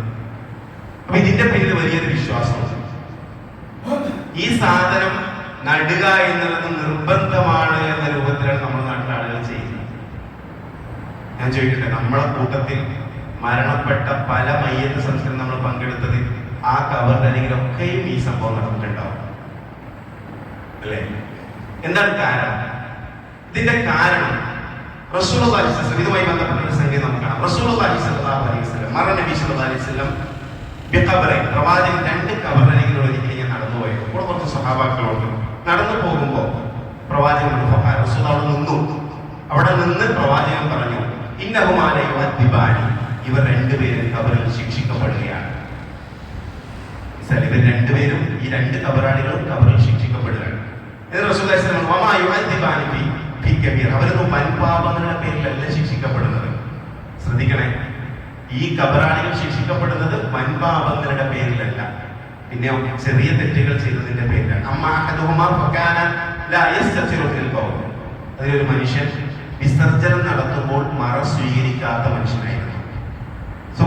അതേപോലെ രണ്ടാമത്തെ മനുഷ്യൻ നമീമത്തുമായി, ഏഷണിയുമായി നടന്ന മനുഷ്യൻ. 2 ആൾക്കാരെ തെറ്റിക്കാൻ വേണ്ടി ഇടയിൽ കിടന്ന് സംസാരിച്ചൊക്കെ ചെയ്യുന്ന ഒരു മനുഷ്യൻ. ഇതിന്റെ പേരിൽ 2 ആളുകളും ഖബറിൽ ശിക്ഷിക്കപ്പെട്ടുകൊണ്ടിരിക്കുകയാണ്. പറയുമ്പോൾ അതിനോട് ചേർത്ത് ഞാനൊരു കാര്യം പറയട്ടെ. ഈ ഖബറിലെ ശിക്ഷ എന്ന് പറയുന്നത് ബർസഖിലെ ശിക്ഷ എന്നുള്ളത് ഹദീസിൽ നമുക്ക് ധാരാളമായി കാണാൻ വേണ്ട ഒരു സംഗതിയാണ്. അതിന്റെ കാരണം എന്താണെന്ന് വെച്ച് കഴിഞ്ഞാൽ, ചില തിന്മകൾക്ക് ദുനിയാവിൽ വെച്ച് തന്നെ ശിക്ഷ ലഭിച്ചെന്ന് പോകും. ചില തിന്മകൾ അതിനുള്ള ശിക്ഷ ബർസഖി ലോകത്ത് അവസാനിക്കും. ചില തിന്മകൾക്കുള്ള ശിക്ഷ ആഖിറത്തിൽ മഹ്ശറിൽ നിൽക്കുന്ന സമയത്ത് അവസാനിക്കും. അവിടെ ഈ 3 സ്ഥലങ്ങളിലും അവസാനിച്ചില്ലെങ്കിലാണ് മനുഷ്യ നരകത്തിലേക്ക് പ്രവേശിക്കുന്നത്. ശിക്ഷയുടെ സ്റ്റേജിൽ ഇപ്പോൾ ഏറ്റവും ചെറിയൊരു ഉദാഹരണം പറയാം. റസൂലുള്ളാഹി സ്വല്ലല്ലാഹു അലൈഹി വസല്ലം പറഞ്ഞു, അസ്സഫറു ഖിത്അത്തുൻ മിനൽ അദാബ്, യാത്ര ശിക്ഷയുടെ ഒരു ഭാഗമാണ്. മനസ്സിലായി? യാത്ര ശിക്ഷയുടെ ഒരു ഭാഗം. ഒരു മനുഷ്യനെ ജോലിയെ ബന്ധപ്പെട്ട് സ്ഥിരമായി യാത്ര ചെയ്യേണ്ടി വരുമെന്ന് വിചാരിക്കാം, അവന്റെ പാപങ്ങൾ അതിലൂടെ മായ്ക്കപ്പെടും. ജീവിതത്തിൽ ഒരു ബുദ്ധിമുട്ട് അനുഭവിക്കുമ്പോൾ അതിലൂടെ പാപങ്ങൾ മായ്ക്കപ്പെടും. റസൂലുള്ളാഹി സ്വല്ലല്ലാഹു അലൈഹി വസല്ലം പറഞ്ഞ ഒരാൾക്ക് പനി ബാധിച്ചു, അല്ലെങ്കിൽ ഒരു ഒരു മുള്ളു തറച്ചു, എങ്കിൽ പോലും അവന്റെ പാപങ്ങൾ അതിലൂടെ മായ്ക്കപ്പെടും. എന്ന് പറഞ്ഞാൽ ദുനിയാവിൽ വെച്ച് തന്നെ ചില ശിക്ഷകൾ നടന്നു പോകും. അതിൽ തീർന്നില്ലെങ്കിൽ ബർസഖിൽ ഉണ്ടാകും, അവിടെ തീർന്നില്ലെങ്കിൽ മഹ്ശറിൽ ഉണ്ടാകും. മഹ്ശറിൽ ശിക്ഷ ഉണ്ട്. മഹ്ശറിൽ നിൽക്കുന്ന സമയത്തുള്ള ശിക്ഷകൾ വിവരിക്കുന്ന സുദീർഘമായ ഹദീസുകൾ നമുക്ക് കാണാൻ കഴിയും. അവിടെയും തീർന്നില്ലെങ്കിൽ നരകത്തിലേക്ക് പോകേണ്ടി വരും. അപ്പൊ ദുനിയാവിൽ വെച്ച് തന്നെ അവർക്ക് അവസാനിച്ചു പോകുന്നതായിരിക്കും മനുഷ്യനെ സംബന്ധിച്ച് ഏറ്റവും ഭയം. അപ്പൊ ഞാൻ സൂചിപ്പിച്ചു വന്ന വിഷയം, ഈ 2 കബറാളികളും ശിക്ഷകൾ അനുഭവിച്ചുകൊണ്ടിരിക്കുകയാണ്. റസൂലുള്ളാഹി പറഞ്ഞു. എന്നിട്ട് പ്രവാചകൻ ഒരു പച്ച കമ്പ് പൊട്ടിച്ചെടുത്തു. അത് 2ആയി പിളർത്തി.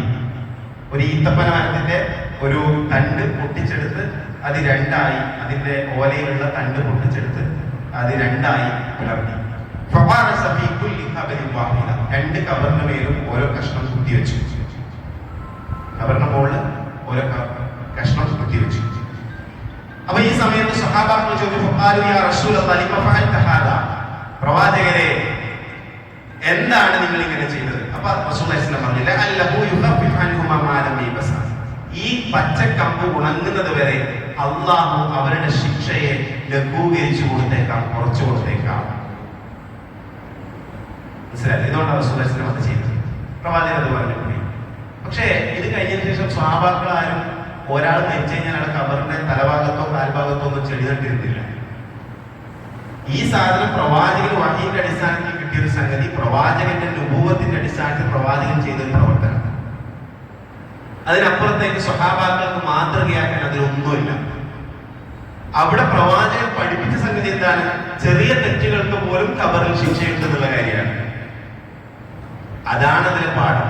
അതല്ലാതെ ഒരാൾ മരിച്ചു കഴിഞ്ഞാൽ അയാളുടെ തലഭാഗത്ത് ഒരു മരുന്നിട്ട് അത് കിളിർത്തു വന്ന് അത് നിൽക്കുന്ന കാലത്തോളം ആ മനുഷ്യന് ഖബറിൽ ശിക്ഷയില്ല എന്നല്ല.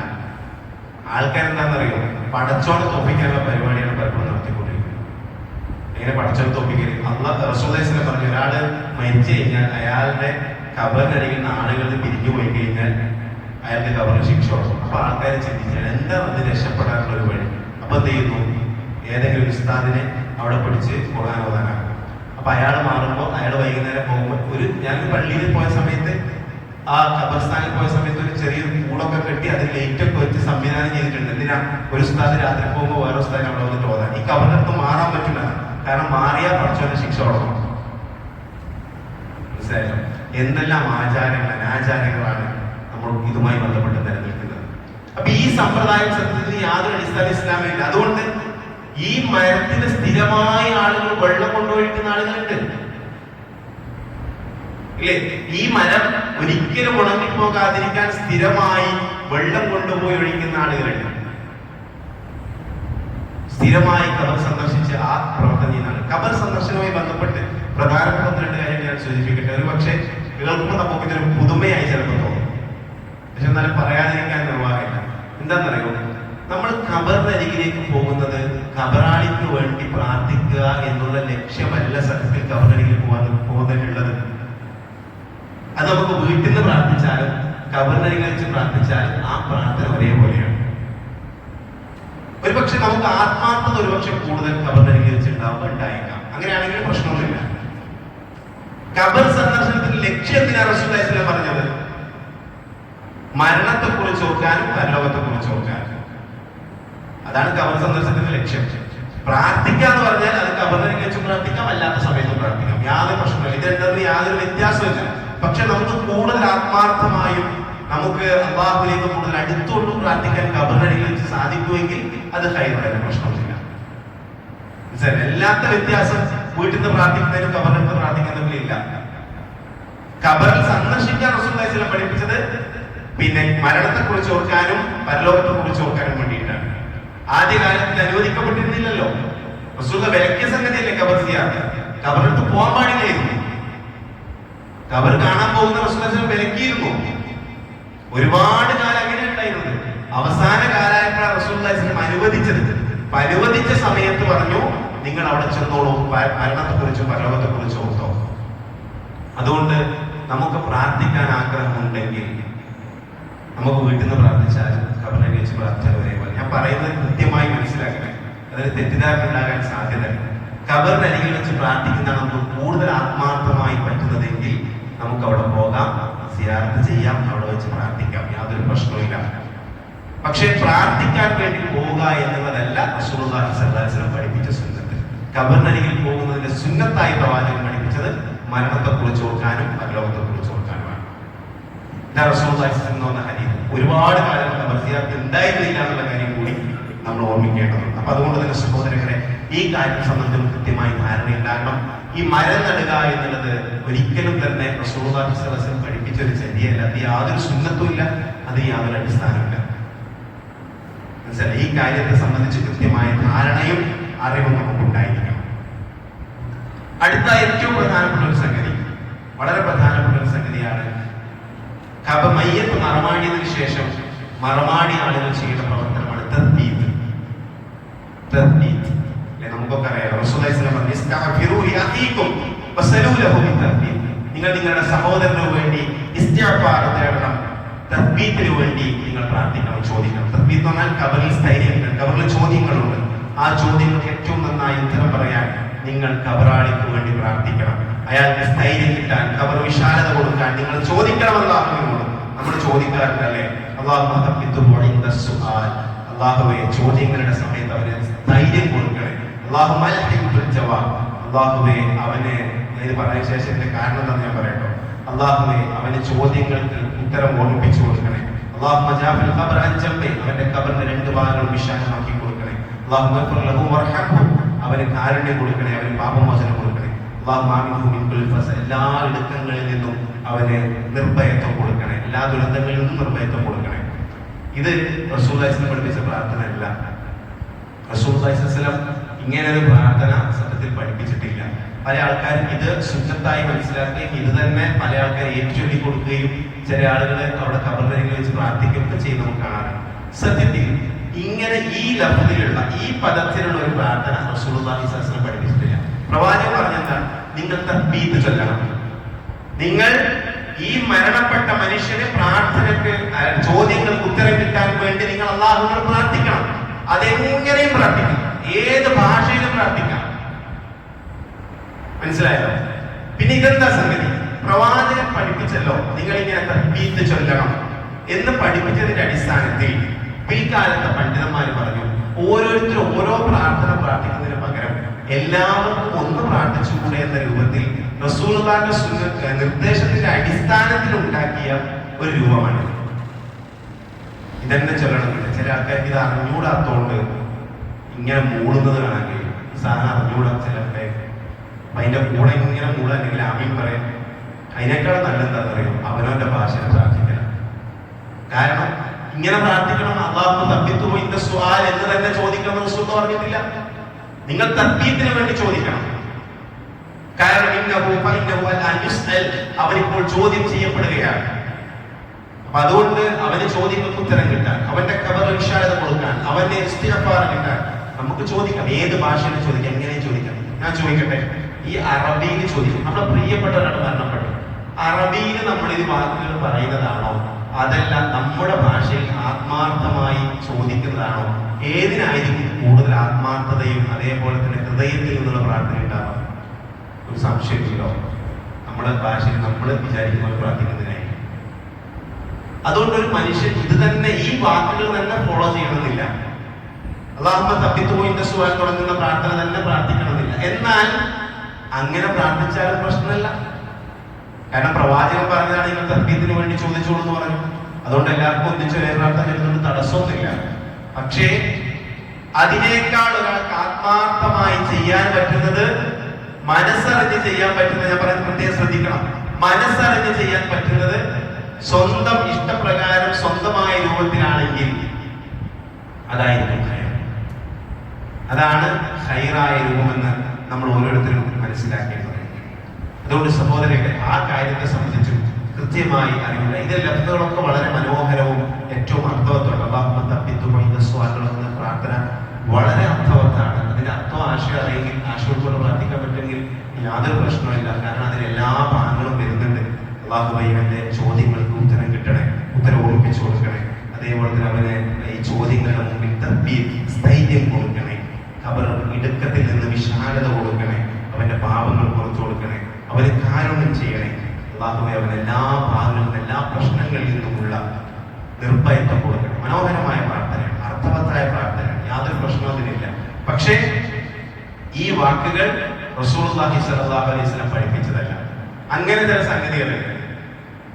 പ്രവാചകൻ നിർദ്ദേശം മാത്രം തന്ന സംഗതികൾ പിൽക്കാലത്ത് അതിനെ അനുസരിച്ചുകൊണ്ട് പ്രാർത്ഥനയായ സംഗതി എന്താണെന്നറിയോ? ഇപ്പൊ നമ്മളൊക്കെ പിന്നെ പെരുന്നാളിനൊക്കെ സാധാരണ കണ്ടുപിടിക്കുന്ന തഖബ്ബലല്ലാഹു മിന്നാ വമിൻകും എന്ന് പറയാറില്ല. അതുകൊണ്ട് റസൂലുള്ളാഹി സ്വല്ലല്ലാഹു അലൈഹി വസല്ലം പ്രത്യേകമായി പഠിപ്പിച്ച ഒന്നല്ല. നേരെ മറിച്ച് ഏത് നന്മകൾ ചെയ്യുമ്പോഴും കബൂൽ ചെയ്യാൻ വേണ്ടി പ്രാർത്ഥിക്കുക എന്നുള്ളത് റസൂലുള്ളാഹി സ്വല്ലല്ലാഹു അലൈഹി വസല്ലം പഠിപ്പിച്ച സുന്നത്താണ്. അത് ഏത് നന്മകളെയാണ്, മനസ്സിലായില്ല? അതിന്റെ അടിസ്ഥാനത്തിൽ ഉണ്ടായില്ല. ഒരു കാലത്ത് ഈദ് മുബാറക്കൊക്കെ എല്ലാവരും ഇങ്ങനെ പറഞ്ഞു നടന്ന സമയത്ത് ഈദ് മുബാറക്ക് ശരിയല്ല, അതുകൊണ്ട് നമുക്ക് തഖബ്ബലല്ലാഹു മിന്നാ വമിൻകും എന്ന് പറയലാണ് സുന്നത്ത് എന്ന് പറഞ്ഞ് നമ്മൾ ആരംഭിച്ച ഒരു സംഗതിയാണ്. സത്യത്തിൽ തെറ്റൊന്നുമല്ല. കാരണം എന്താ? കബൂൽ ചെയ്യാൻ വേണ്ടി ഏത് സമയത്തും പ്രാർത്ഥിക്കാൻ റസൂലുള്ളാഹി സ്വല്ലല്ലാഹു അലൈഹി വസല്ലം പഠിപ്പിച്ചതാണ്. ഏത് നന്മയും സ്വന്തമായിട്ട് ചെയ്യുകയാണെങ്കിലും, എത്ര വലിയ നന്മയാണെങ്കിലും ചെറുതാണെങ്കിലും, റബ്ബനാ തഖബ്ബൽ മിന്നാ എന്തെങ്കിലും പ്രാർത്ഥിക്കുക എന്നുള്ളത് ഏറ്റവും പ്രധാനപ്പെട്ട ഒരു പ്രാർത്ഥന. പ്രാർത്ഥിച്ചാൽ പോലും ഇങ്ങനെ ഒരു പ്രാർത്ഥന പഠിച്ചുകൊണ്ട് പ്രാർത്ഥിക്കണം. അതിന്റെ അവസാനം എന്താണെന്നറിയോ? അള്ളാഹു ഈ ദുആ എന്ന് സ്വീകരിക്കണേ. അത് പഠിപ്പിച്ചാൽ ഇബ്രാഹിം നബി അലൈഹി സ്വലാത്തു വസ്സലാമാണ്. ഇബ്രാഹിം നബി കഅബ നിർമ്മിക്കുമ്പോൾ പ്രാർത്ഥിച്ചു, റബ്ബനാ തഖബ്ബൽ മിന്നാ ഇന്നക അൻത സമീഉൽ അലീം. കുറച്ചോനെ ഇത് ഞങ്ങൾ സ്വീകരിക്കണം. അവസാനം പ്രാർത്ഥിച്ചു തഖബ്ബൽ ദുആ സ്വീകരിക്കണം. മനസ്സിലായി? അപ്പൊ ദുആ സ്വീകരിക്കണം എന്ന് പോലും പ്രാർത്ഥനയാണ്. അപ്പൊ ഏത് നന്മ ചെയ്യുമ്പോഴും അത് സ്വീകരിക്കുക എന്നുള്ള പ്രാർത്ഥനയുടെ അടിസ്ഥാനത്തിലാണ് നമ്മൾ ഈ പെരുന്നാളിലൊക്കെ കണ്ടുകൊണ്ടുമ്പോൾ തഖബ്ബലല്ലാഹു മിന്നാ വ മിൻകും എന്ന് പറയുന്നത്. അപ്പൊ അതേപോലെ ഒരു സംഗതിയാണ് ഇത്. പ്രവാചകൻ നിർദ്ദേശം മാത്രമുള്ളത്, ലഫ്ളുകൾ വന്നിട്ടില്ല. അതുകൊണ്ട് ഇത് ചെയ്യുന്നത് കൊണ്ട് പ്രശ്നമില്ല. അതല്ല, നമുക്ക് ആത്മാർത്ഥമായി നമ്മുടെ ഭാഷയിൽ പ്രാർത്ഥിക്കാൻ പറ്റുമെങ്കിൽ അതിനും യാതൊരു തടസ്സവുമില്ല. ഇത് പ്രധാനപ്പെട്ട ഒരു സംഗതിയാണ് സഹോദരങ്ങൾ. നമുക്കൊക്കെ അറിയുന്നത് പോലെ തൽക്കീൻ എന്ന് പറയുന്ന സംഗതി, തൽക്കീൻ ചെയ്യാന്ന് നമുക്ക് കേട്ടുപരിചിതം കണ്ടുപരിചിതമാണ്. ഇപ്പൊ ഒരുപാട് അന്ന് മാറ്റങ്ങളൊക്കെ ഉണ്ടെങ്കിലും അതിന്നും നിലനിൽക്കുന്ന ധാരാളം മാറ്റങ്ങളുണ്ട്. മരിച്ച മയ്യത്തിന് ഓർമ്മിപ്പിക്കുക എന്നുള്ളതാണ്. ഈ മയ്യത്ത് സാധാരണ മനുഷ്യനെ പോലെ തന്നെ കേൾക്കും, കാണും, അറിയും എന്നതാണ് നമ്മളൊക്കെ വിശ്വാസം, നമ്മുടെ നാട്ടിലുള്ള വിശ്വാസം, നമ്മുടെ നാട്ടിൽ നിലനിൽക്കുന്ന വിശ്വാസത. ഒരു മയ്യത്തിനെ കുളിപ്പിച്ചു കഴിഞ്ഞാൽ മയ്യത്തിന്റെ ചെവിയിൽ പോയി അവസാനം പറയാറില്ല ചില ആളുകൾ. എന്തെങ്കിലും പൊരുത്തപ്പെട്ടേറണേ, കുളിപ്പിക്കുമ്പോൾ എന്തെങ്കിലും സംഭവിച്ചിട്ടുണ്ടെങ്കിൽ പൊരുത്തപ്പെട്ടേറണേ. മയ്യത്ത് കേൾക്കുന്നാണ് വിചാരം. സത്യത്തിൽ എന്താണെന്നറിയോ, ഒരാൾ മരണപ്പെടുന്നതോടുകൂടി അയാളുടെ ശരീരത്തിൽ നിന്നും ആത്മാവ് വേർപെട്ടു പോയി. പിന്നെ ആത്മാവിന്റെ ജീവിതമാണ്. നമ്മൾ പണ്ട് ജനിക്കുന്ന സമയത്ത് മാതാവിന്റെ ഗർഭപാത്രത്തിൽ ഒരു മാംസപിണ്ഡമായി രൂപപ്പെട്ടപ്പോ അള്ളാഹു അതിലേക്ക് റൂഹിനെ ഇട്ടു. ആ റൂഹിനെ മരിക്കുമ്പോൾ അള്ളാഹു സുബ്ഹാനഹു പുറത്തേക്ക് വലിച്ചെടുക്കുന്നു. പിന്നെ ഈ ശരീരവും ആത്മാവും തമ്മിൽ ബന്ധമല്ല. പിന്നെ ആത്മാവാണ് ബർസഖ്, ആത്മാവാണ് മഹ്ശറിലെത്തുമ്പോ ആ ആത്മാവിലേക്ക് അള്ളാഹു ശരീരം നൽകുകയാണ് ചെയ്യുന്നത്. റൂഹിലേക്ക് അള്ളാഹു ജിസ്മിനെ നൽകും, ശരീരത്തെ നൽകും. ആദ്യം തന്നത് ജിസ്മിലേക്ക്, ശരീരത്തിലേക്ക് റൂഹിനെയാണ് ഗർഭപാത്രം തന്നത്. അത് മരിക്കുമ്പോൾ പുറത്തേക്ക് പോകുന്നു. പിന്നെ ആത്മാവിന്റെ ലോകമാണ്. ആത്മാവിലേക്ക് അള്ളാഹു ജിസ്മിനെ, ശരീരത്തെ നൽകുന്നു. അതാണ് പരലോകം. ഇത് രണ്ടും വേറെയാണ്. മരിച്ച മയ്യത്തിന്റെ ചെവിയിൽ പോയി പതുക്കെ എന്തെങ്കിലും പൊരുത്തപ്പെട്ടെന്ന് പറഞ്ഞാൽ മയ്യത്തുള്ള എന്തെങ്കിലും പൊരുത്തപ്പെടിക്കാനുണ്ടെങ്കിൽ ജീവിച്ചിരിക്കുമ്പോൾ തന്നെ ചെയ്തോളാം. മനസ്സിലായി? ജീവിക്കുമ്പോൾ അതൊക്കെ ചെയ്യാം. ജീവിക്കുമ്പോൾ കാണാൻ പോവുക, ജീവിച്ചിരിക്കുമ്പോൾ സമാധാനിപ്പിക്കുക, ആശ്വസിപ്പിക്കുക, സ്നേഹം കൊടുക്കുക. മരിച്ചതിന് ശേഷം, മയ്യത്ത് കുളിപ്പിച്ചതിന് ശേഷം അത് പൊരുത്തപ്പെടിക്കുന്നതിന് യാതൊരു അടിസ്ഥാനമില്ല. അതുകൊണ്ട് യാതൊരു ഫലമില്ല. അതിന്റെ അടിസ്ഥാനം, ഈ മയ്യത്ത് കേൾക്കുന്നുള്ളതിന്റെ അടിസ്ഥാനത്തിലാണ് ആളുകൾ പിന്നെ ഈ ഖബറിനരികിൽ വെച്ച് മരിച്ച മയ്യത്തിനെ ഓർമ്മപ്പെടുത്തുന്നത്. ചോദ്യം വരും, നിന്റെ റബ്ബാരാന്ന് ചോദിക്കും, നിന്റെ റസൂലാരാന്ന് ചോദിക്കും, നിന്റെ ഇമാമാരാന്ന് ചോദിക്കും. എല്ലാം കൃത്യമായി പറഞ്ഞോളണം. ഇന്നതാണ് ഉത്തരം. പരീക്ഷയ്ക്ക് കോപ്പിയടിക്കുന്നത് പോലെ പറഞ്ഞു കൊടുക്കുന്നു. ഖബറിൽ കിടക്കുന്ന ഇതൊക്കെ ഞാൻ നേരത്തെ സൂചിപ്പിച്ചതുപോലെ പടച്ചോന്റെ ശിക്ഷയിൽ, പടച്ചോന്റെ പിന്നെ മരണശേഷം അല്ലാഹു സുബ്ഹാനഹു സംവിധാനിച്ച സംവിധാനങ്ങളെ പരിഹസിക്കുന്ന രീതികളാണ്. അതുകൊണ്ട് തന്നെ ആ കാര്യത്തെ സംബന്ധിച്ചും കൃത്യമായ അറിവും ധാരണയും നമുക്ക് ഓരോരുത്തർക്കും ഉണ്ടായിരിക്കേണ്ടതുണ്ട്. ഏറ്റവും പ്രധാനപ്പെട്ട മറ്റൊരു ചില കാര്യങ്ങൾ കൂടി സൂചിപ്പിച്ചുകൊണ്ട് ഞാൻ അവസാനിപ്പിക്കാം. പ്രധാനപ്പെട്ട മറ്റൊരു സംഗതിയാണ് ഈ മരിച്ച മയ്യത്തിന്റെ മുകളിൽ ശിലകൾ എഴുതി വെക്കുന്നത് കാണാൻ കഴിയും. ചില പള്ളിയിലൊക്കെ അത് വിലക്കിയിട്ടുണ്ട്. നമ്മുടെ പുറത്തേക്ക് മക്കാമിലാണെന്നാണ് എൻ്റെ ഓർമ്മ. ഏതൊക്കെയോ സ്ഥലങ്ങളിൽ, ഖബർസ്ഥാനങ്ങളിൽ ഇവിടെ മയ്യത്തിന്റെ പേരുകൾ കൊത്തിവെക്കരുത്, എഴുതി വെക്കരുത് എന്ന് കാണാൻ കഴിയും. ഈ ഖബറിന്റെ തലഭാഗത്ത് ശിലയിൽ പ്രത്യേകമായി പേര് കുത്തിവെക്കാൻ പാടില്ല എന്ന് പറയുന്നതാണ്. ചില സ്ഥലങ്ങളിൽ അത് പറയാൻ കാരണം എന്താണെന്നറിയോ, അവിടെ പേരെഴുതി വെച്ചാൽ ചിലപ്പോൾ അവിടെ ഉള്ള മൂർത്തി ഉണ്ടല്ലോ, അവിടെ ഉള്ള ഖബറിൽ കിടക്കുന്ന വലിയൊരാളുണ്ടാവും, മൂപ്പനേക്കാൾ ഇയാൾ വലുതായി പോകുമെന്ന് വിചാരിച്ചുകൊണ്ടാണോ എന്നറിയില്ല. ചില പള്ളിയിൽ ഇത് എഴുതി വെക്കാൻ പാടില്ല എന്ന് പറയാറുണ്ട്. ചില പിന്നെ ഖബർസ്ഥാനികൾ അതിന് യാതൊരു തടസ്സവുമില്ല. എല്ലാ ഖബറിന്റെ മുകളിലും പേര് കുത്തിവെച്ചിട്ടുണ്ടാവും, ജനിച്ച കൊല്ലവും മരിച്ച കൊല്ലവും കുത്തിവെച്ചിട്ടുണ്ടാവും, അതിന് ഹിജറ വർഷവും കുത്തിവെച്ചിട്ടുണ്ടാവും. സത്യത്തിൽ ഇതിന് യാതൊരു അടിസ്ഥാനവും നമുക്ക് ഇസ്ലാമിലില്ല. പിന്നെ അത് എവിടെ നിന്നാണ് കിട്ടിയത്? ഒരു സംശയമില്ലല്ലോ, ക്രിസ്ത്യാനികളും ജൂതന്മാരും ചെയ്യുന്ന പ്രവർത്തനമാണ്. മയ്യത്തിന്റെ മുകളിൽ കെട്ടിയുണ്ടാക്കലും അതിന് പേര് കുത്തിവെക്കലും ഒക്കെ യഹൂദികളുടെയും ക്രൈസ്തവരുടെയും സമ്പ്രദായമാണ്. ക്രൈസ്തവരുടെ കബറുകൾ കേട്ടിട്ടില്ലേ? ക്രൈസ്തവരുടെ കബറുകളൊക്കെ അവർ മരണപ്പെടുന്നതിന് മുമ്പ് തന്നെ സ്ഥലത്തേക്ക് ബുക്ക് ചെയ്യും, അല്ലെങ്കിൽ മരിച്ചു കഴിഞ്ഞാൽ കുടുംബക്കാർ ബുക്ക് ചെയ്യും, പ്രത്യേകം പള്ളിയിൽ പണം അടച്ചിട്ട്. എന്നിട്ട് പെട്ടിക്ക് പ്രാധാന്യം, എത്ര പേരുള്ള പെട്ടിയിലാണ് മറാടേണ്ടത്. അതേപോലെ തന്നെ ആ സംസ്കരണ ചടങ്ങുകൾക്ക് പ്രാധാന്യമുണ്ട്. ചില സ്ഥലങ്ങളിലൊക്കെ പിന്നെ സോഷ്യൽ മീഡിയയിൽ അറിഞ്ഞ സംഗതി, ചില സ്ഥലങ്ങളിലൊക്കെ പിന്നെ ക്രൈസ്തവ ആചാരപ്രകാരമുള്ള സംസ്കരണ ചടങ്ങുകൾ നടക്കുന്നിടത്ത് ഈ പള്ളിയിൽ അവസാനത്തെ പ്രാർത്ഥനയുടെ സമയത്ത് അവിടെ പോകുന്ന ആളുകൾക്കൊക്കെ ഗിഫ്റ്റുകൾ കൊടുക്കും. ചെറിയ നമ്മൾ വിദേശത്തൊക്കെ പള്ളിയിലൊക്കെ പെരുന്നാൾ നിസ്കാരം കഴിഞ്ഞാൽ ഗിഫ്റ്റ് കൊടുക്കാറുണ്ടല്ലോ, എന്തെങ്കിലും സ്നാക്സും മറ്റു സാധനങ്ങളൊക്കെ. ചില പള്ളിയിലൊക്കെ നല്ല ഗിഫ്റ്റുകൾ കൊടുക്കും. അതുപോലെ ഈ വരുന്ന ആൾക്കാർക്കൊക്കെ ഗിഫ്റ്റ് കൊടുക്കുന്ന സമ്പ്രദായം. അതൊക്കെ അവനവന്റെ പൊങ്ങച്ചവും പേരും പെരുമയും കാണിക്കാൻ വേണ്ടിയിട്ടാണ്. ഇത് മരിച്ച മയ്യത്തിന്റെ മുകളിൽ, ഖബറിന്റെ മുകളിൽ വലിയ കെട്ടിടങ്ങൾ അഥവാ വലിയ വലിയ ഗ്രാനൈറ്റുകൾ കൊണ്ട് സംവിധാനിക്കുകയും ചെയ്യും. അപ്പൊ ഈ രൂപത്തിലുള്ള സമ്പ്രദായം ക്രൈസ്തവരിൽ നിന്നും യഹൂദികളിൽ നിന്നും മുസ്ലിങ്ങൾ കുറച്ചായി എടുത്തു. കുറെ അങ്ങോട്ട് എടുക്കാൻ പറ്റുന്നില്ല. കാരണം അത് അതേപോലെ കോപ്പി അടിച്ചതാവുമോ എന്നുള്ള ധാരണയില് ആൾക്കാർ ചിന്തിക്കുന്നവർക്ക് കുറച്ച് ഇങ്ങനെ എടുക്കാൻ ശ്രമിക്കാം. ശിലകൾ കുത്തി വെക്കുന്നു, പേരെഴുതി വെക്കുന്നു, അഡ്രസ് ഡീറ്റെയിൽ എഴുതി വെക്കുന്നു. എന്നാൽ ഇതുമായി ബന്ധപ്പെട്ട് ചില ഈ ഖുറാഫാത്തുമായി ബന്ധപ്പെട്ട് നടക്കുന്ന പണ്ഡിതന്മാർക്ക് തന്നെ ഈ വിഷയത്തിൽ വ്യക്തമായ എതിർപ്പുകളുണ്ട്. അതുകൊണ്ടാണ് അത് പലപ്പോഴും നടന്നു പോകാത്തത്. മഹാന്മാരുടെ കബറുകൾ മാത്രം ഉയർത്തിയാൽ മതി, സാധാരണക്കാരത് ഉയർത്തേണ്ടതില്ല എന്ന വാദമുള്ള ഒരുപാട് അത്തരത്തിലുള്ള പണ്ഡിതന്മാരുള്ളതുകൊണ്ടാണ് നമ്മുടെ നാട്ടിൽ അത്രത്തോളം സജീവമാകാത്തത്. ഏതായാലും സഹോദരങ്ങളെ, ഇത് ക്രൈസ്തവരിൽ നിന്നും യഹൂദികളിൽ നിന്നും കടന്നുകൊണ്ട ആചാരമാണ്, അനുഷ്ഠാനമാണ്. അതിന് യാതൊരു അടിസ്ഥാനമില്ല. ഖബർ മനസ്സിലാക്കാൻ റസൂലുള്ളാഹി സ്വല്ലല്ലാഹു അലൈഹി വസല്ലമയുടെ കാലത്ത് ഒരു ഉയർന്ന കല്ല് വെക്കാറുണ്ടായിരുന്നു. ഒരു ചാണ് ഉയർത്തും, ഒരു കല്ല് അതിന്റെ മുകളിൽ വെക്കും. മനസ്സിലായി? ഇതാണ് റസൂലുള്ളാഹി സ്വല്ലല്ലാഹു അലൈഹി വസല്ലമയുടെ കാലത്തുണ്ടായിരുന്ന രൂപം. സ്വഹാബാക്കളിൽ പല ആൾക്കാരും പറഞ്ഞ ഹദീസിൽ നമുക്കാണെങ്കിൽ ഞങ്ങൾ ചെറിയ കുട്ടികളായിരുന്ന സമയത്ത് ഈ കല്ല് ചാടി കിടക്കാറുണ്ടായിരുന്നു. ഖബറിന്റെ മുകളിലുള്ള കല്ലിന്റെ മുകളിൽ കൂടി അപ്പുറത്തേക്ക് ചാടി കിടക്കാറുണ്ടായിരുന്നു. എന്ന് പറഞ്ഞാൽ ആ വലുപ്പത്തിൽ മണ്ണ് ചെറുതായി ഒരു ചാണ് ഉയർത്തി അതിന്റെ മുകളിൽ കല്ല് വെക്കുന്ന സമ്പ്രദായമായിരുന്നു, രൂപമായിരുന്നു റസൂലുള്ളാഹി സ്വല്ലല്ലാഹു അലൈഹി വസല്ലമയുടെ കാലഘട്ടത്തിൽ ഉണ്ടായിരുന്നു. അതിന് വ്യത്യസ്തമായ ധാരാളം പ്രവർത്തനങ്ങൾ അതുമായി ബന്ധപ്പെട്ട് നമുക്ക് കാണാൻ സാധിക്കും. ഇനി സഹോദരൻ, ഏറ്റവും പ്രധാനപ്പെട്ട ഒരു സംഗതി കൂടി സൂചിപ്പിച്ചുകൊണ്ട് ഞാൻ അവസാനിപ്പിക്കണം.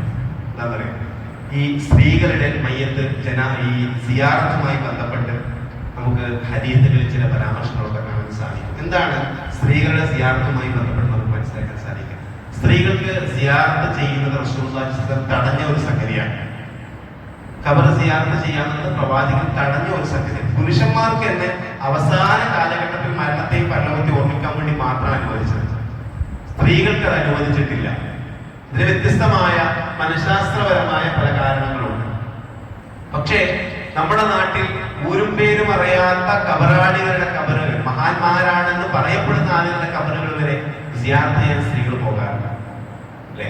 എന്നാൽ സ്ത്രീകൾക്ക് അനുവദിക്കപ്പെട്ട ഒരു സംഗതിയുണ്ട്. ഒരു പെണ്ണ്, അയാൾക്ക് ഭയങ്കര ആഗ്രഹം വാപ്പാന്റെ കബറ് കാണാം, അല്ലെങ്കിൽ ഭർത്താവിന്റെ കബറ് കാണാം, അല്ലെങ്കിൽ മക്കളുടെ കബറ് കാണാം ഉണ്ടാകാറുണ്ട്. അപ്പൊ വലിയ ആഗ്രഹം, അടങ്ങാത്ത ആഗ്രഹം. അവൾക്ക് ആ ആഗ്രഹം ഇങ്ങനെ നിലനിൽക്കണം. വേറെ ഒന്നുമല്ല, എനിക്ക് ആ ഖബറൊന്നും കാണണം. മരിച്ചു കുറെ കാലം കഴിഞ്ഞതിന് ശേഷം അങ്ങനെ സ്വാഭാവികമായ സ്ത്രീകൾക്ക് സംഭവിക്കാൻ ആഗ്രഹം ഉണ്ടാകാറ്.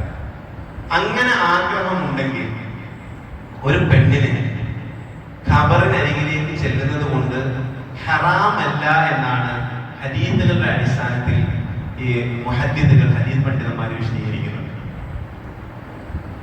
ഇങ്ങനെ ഒരാൾക്ക് ഖബർ കാണാനുള്ള ആഗ്രഹം, ആ ആഗ്രഹമുള്ള ഒരു പെണ്ണ്, അതിയായ ആഗ്രഹമുള്ള ഒരു പെണ്ണ് തന്റെ പ്രിയപ്പെട്ട ഒരാളുടെ ഖബറിനരികിൽ ചെന്ന് ആ ഖബർ കാണുന്നത് കൊണ്ട് അത് കറാഹത്ത് മാത്രമാണ്. കറാഹത്ത് എന്ന് അറിയാലോ, ഒഴിവാക്കേണ്ട സംഗതിയാണ്. ഒഴിവാക്കുക എന്നുള്ളതാണ് നന്മ. എന്നാൽ അത് ചെയ്തതിന്റെ പേരിൽ അവൾ തെറ്റുകാരിയാവില്ല.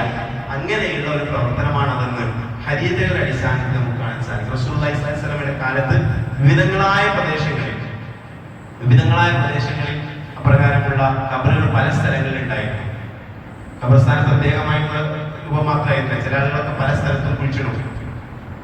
നമ്മൾ കഴിഞ്ഞ ദിവസങ്ങളിലൊക്കെ കണ്ടില്ലേ, സോഷ്യൽ മീഡിയ മരിച്ച സ്ഥലത്തിന്റെ വീട്ടിനുള്ളിൽ തന്നെ കുഴിച്ചിടുന്ന സമ്പ്രദായം, അതുപോലെയുള്ള സമ്പ്രദായങ്ങൾ ഉണ്ടായിരുന്നു.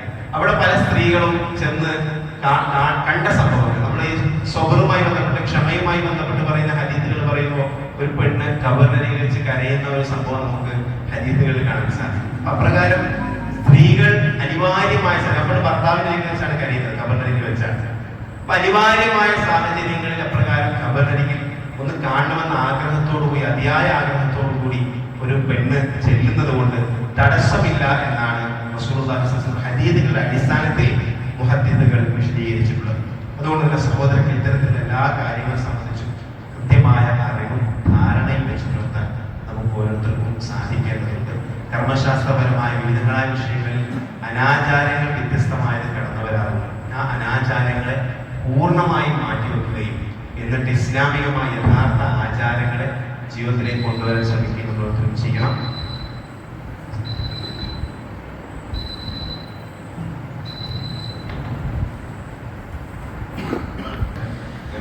വിഷയം അവസാനിപ്പിക്കുകയാണ്. ഒന്ന് രണ്ട് സംശയങ്ങൾ വന്ന അതുമായി ബന്ധപ്പെട്ട ചെറിയൊരു വിശദീകരണം മാത്രമാണ് ഉദ്ദേശിക്കുന്നത്. ഒന്നാമത്തത്, മയ്യത്ത് കുളിപ്പിച്ചാൽ കഫൻ ചെയ്യാൻ പറ്റും. കുളിപ്പിച്ച ആൾക്കാരുടെ കഫൻ ചെയ്യുന്നതിന് തടസ്സമുണ്ടോന്നാണ്. അതിന് യാതൊരു തടസ്സവും ഹദീസുകളിൽ വന്നിട്ടില്ല. കുളിപ്പിച്ച ആൾക്ക് മയ്യത്ത് കഫൻ ചെയ്യുന്നതിന് പ്രശ്നമൊന്നുമില്ല. അതേപോലെ തന്നെ ഇയാൾ മരിച്ച ആൾ അടുത്ത ബന്ധുവാണെങ്കിൽ കുളിപ്പിക്കലും കഫൻ ചെയ്യലും ഒരേ ആളാണെങ്കിൽ അത് സുന്നത്തുമാണ്. അടുത്ത ബന്ധുവാണ് മരിച്ചതെങ്കിൽ അയാൾക്ക് രണ്ടിലും പങ്കെടുക്കുക എന്നുള്ളത് സുന്നത്താണ്. രണ്ടിലും പങ്കെടുക്കുന്നതിന് യാതൊരു തടസ്സവും ഹദീസുകളിൽ എവിടെയും വന്നിട്ടില്ല. രണ്ടും ചെയ്യാം. അതേപോലെ തന്നെ ഒരാൾക്ക് ഒന്നിൽ കൂടുതൽ പ്രാവശ്യം മയ്യത്ത് നമസ്കരിക്കണം. ഒരാൾക്ക് ഒന്നിൽ കൂടുതൽ ഉദ്ദേശിക്കുന്നത് മരിച്ച ആളെ സംബന്ധിച്ചാണോ അതല്ല നമ്മൾ ജീവിച്ചിരിക്കുന്ന ആള് ഒന്നിൽ കൂടുതൽ മയ്യത്ത് നമസ്കരിക്കുന്നതിന് യാതൊരു തെളിവുമില്ല. ഒരു പ്രാവശ്യം ചെയ്യുന്നതിന് മാത്രമേ ഹദീസുകളിൽ പ്രമാണമുള്ളൂ. അതിൽ കൂടുതൽ ചെയ്യുന്നത് റസൂലുള്ളാഹി സ്ഥിരപ്പെട്ട് വരാത്തത് കൊണ്ട് തന്നെ അതിന് യാതൊരു പ്രമാണവുമില്ല. ഒരു പ്രാവശ്യം മയ്യത്ത് നമസ്കരിച്ചാൽ തന്നെ അത് മതിയാവുന്നതാണ്. അതേപോലെ തന്നെ തസ്ബീഹ് ചെല്ലാം എന്നുള്ളത് മയ്യത്ത് ആണാണെങ്കിലും പെണ്ണാണെങ്കിലും വ്യത്യാസമുണ്ടോ? ഇപ്പൊ ചിലപ്പം പെണ്ണാണെങ്കിൽ അല്ലാഹുമ്മ തബ്ബിത്ഹാ ഇൻദ സുആൽ എന്ന് പറയാറുണ്ട് അല്ലെ? ഓരോന്നിനും അല്ലാഹുമ്മ അൽഹിംഹൽ ജവാബ് എന്ന് പറയാറുണ്ട്. ആണാണെങ്കിൽ അല്ലാഹുമ്മ തബ്ബിത്ഹു ഇൻദ സുആൽ എന്ന് പറയാറുണ്ട്. ഈ വ്യത്യാസം സത്യത്തിലുണ്ടോ ഇല്ലേ എന്ന് പറയുകയാണെങ്കിൽ ഇത് ഹദീസിൽ വന്ന പദങ്ങളല്ല. ഒന്നാമത്തെ സംഗതി. ഒന്നാമത്തത് ഇത് ഹദീസിൽ വന്ന സംഗതിയല്ല. രണ്ടാമത്തത് ഒരാൾ മരിച്ചു കഴിഞ്ഞാൽ അയാളെ സംബന്ധിച്ചിടത്തോളം മയ്യത്തിനെ സംബന്ധിച്ചിടത്തോളം അത് ആണാണെങ്കിലും പെണ്ണാണെങ്കിലും പുരുഷനായിട്ടാണ് പ്രയോഗിക്കാറുള്ളത്. അതുകൊണ്ട് തന്നെ അല്ലാഹുമ്മ തബ്ബിത്ഹു എന്ന് പറയുന്നത് കൊണ്ട് പ്രശ്നമില്ല. പെണ്ണാണെങ്കിലും ആണാണെങ്കിലും പെണ്ണാണെങ്കിലും അല്ലാഹുമ്മ തബ്ബിത്ഹു എന്ന് പറയുന്നത് കൊണ്ട് പ്രശ്നമില്ല. അതേപോലെ തന്നെ ഒരാൾ അല്ലാഹുമ്മ തബ്ബിത്ഹാ എന്ന് പറഞ്ഞാൽ പ്രശ്നമല്ല. ഇതിന്റെ വ്യത്യാസം തബ്ബിത്ഹു എന്ന് പറഞ്ഞാൽ അദ്ദേഹത്തിന് അവന് സ്ഥൈര്യം കൊടുക്കണേന്നാണ്. തബ്ബിത്ഹാ എന്ന് പറഞ്ഞാൽ അവൾക്ക് സ്ഥൈര്യം കൊടുക്കണേന്നാണ്. ഇപ്പൊ മരിച്ച ഒരാൾ പെണ്ണാണെങ്കിൽ അല്ലാഹുമ്മ തബ്ബിത്ഹു എന്ന് പറയുന്നത് കൊണ്ട് തടസ്സമില്ല. കാരണം മയ്യത്ത് നമസ്കാരത്തിലൊക്കെ പുരുഷനായിട്ടാണ് പുല്ലിംഗമായിട്ടാണ് പ്രയോഗിച്ചിട്ടുള്ളത്. അതിന്റെ അടിസ്ഥാനത്തിൽ അങ്ങനെ പറയുകയാണെങ്കിൽ തെറ്റില്ല. അതേപോലെ തന്നെ ഇത് റസൂലുള്ളാഹി സ്വല്ലല്ലാഹു അലൈഹി വസല്ലം പറഞ്ഞ വാക്യങ്ങളല്ലാത്തത് കൊണ്ട് ഒരാൾ അല്ലാഹുമ്മ തബ്ബിത്ഹാ ഇൻദ സുആൽ എന്ന് പറഞ്ഞാലും തെറ്റില്ല. കാരണം അത് റസൂലുള്ളാഹി പറഞ്ഞ വാക്കുകളല്ല, പ്രവാചകൻ പഠിപ്പിച്ച വാക്കുകൾ. പ്രവാചകൻ തബ്ബീത്ത് അല്ലാതെ പറഞ്ഞിട്ടുള്ളൂ. നമ്മുടെ ഇപ്പം പറയുമ്പോൾ അവൾക്ക് നീ സ്ഥൈര്യം കൊടുക്കണമെന്ന് മലയാളത്തിൽ പറയുമല്ലോ. മലയാളത്തിൽ പറയണത് അവൾക്ക് നീ സ്ഥൈര്യം കൊടുക്കണം എന്ന് പറയുന്നത് പോലെ അറബിയിലെ അതേ ട്രാൻസ്ലേഷനാണ് അല്ലാഹുമ്മ തബ്ബിത്ഹാ ഇൻദ സുആൽ. അതിന് യാതൊരു തടസ്സവും ഇല്ല. രണ്ടും പ്രയോഗിക്കാം. ആണാണെങ്കിൽ തബ്ബിത്ഹു എന്ന് മാത്രമേ പ്രയോഗിച്ചുള്ളൂ. പെണ്ണാണെങ്കിൽ രണ്ട് പ്രയോഗിക്കുന്നത് കൊണ്ടും തടസ്സമില്ല. അതിന് യാതൊരു പ്രശ്നമില്ല എന്നാണ് അതുമായി ബന്ധപ്പെട്ടാണ് മനസ്സിലാക്കേണ്ടത്. അത് റസൂലുള്ളാഹി സ്വല്ലല്ലാഹു അലൈഹി വസല്ലം വന്ന വാക്കുകളല്ല, ലഫ്ളുകളല്ല ആ പ്രാർത്ഥനയിൽ ഉള്ളത് എന്നതുകൊണ്ടാണ് സൂചിപ്പിച്ചത്. വേറെ എന്തെങ്കിലും ഇതുമായി ബന്ധപ്പെട്ട കർമ്മശാസ്ത്രപരമായി ബന്ധപ്പെട്ട എന്തെങ്കിലും സംശയങ്ങൾ ഉണ്ടെങ്കിൽ നമുക്ക് സംശയ നിവാരണം നടത്താവുന്നതാണ്.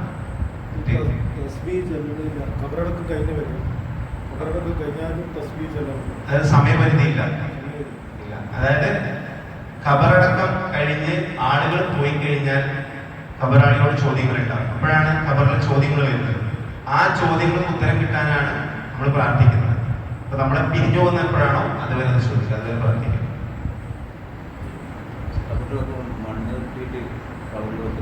അത് മണ്ണിൽ പൂർണ്ണമായിട്ടും ശരീരം തട്ടുക എന്നുള്ളതിന് മാത്രമാണ് ഉദ്ദേശം. അല്ല, ഇസ്ലാമികമായിട്ട് അതിന് പ്രത്യേകിച്ച് കാര്യങ്ങളൊന്നുമില്ല. അതായത് പൂർണ്ണമായിട്ടും ശരീരം നമ്മൾ തലയണക്ക് വെക്കുമ്പോൾ ശരീരം പൂർണ്ണമായിട്ടും നമ്മൾ നേരെ ആവുമല്ലോ. അതുപോലെ നേരെ ആവാന്നുള്ള ഉദ്ദേശത്തിലും തലയടക്കം പൂർണ്ണമായും മണ്ണിലേക്ക് തട്ടുക എന്നുള്ള ഉദ്ദേശത്തിൽ അത് മണ്ണ് ഉരുട്ടിയിട്ടോ പരത്തിയിട്ടോ ചതുരത്തിലാക്കിയിട്ടോ എങ്ങനെ വേണമെങ്കിലും വെക്കാൻ പ്രശ്നമല്ല.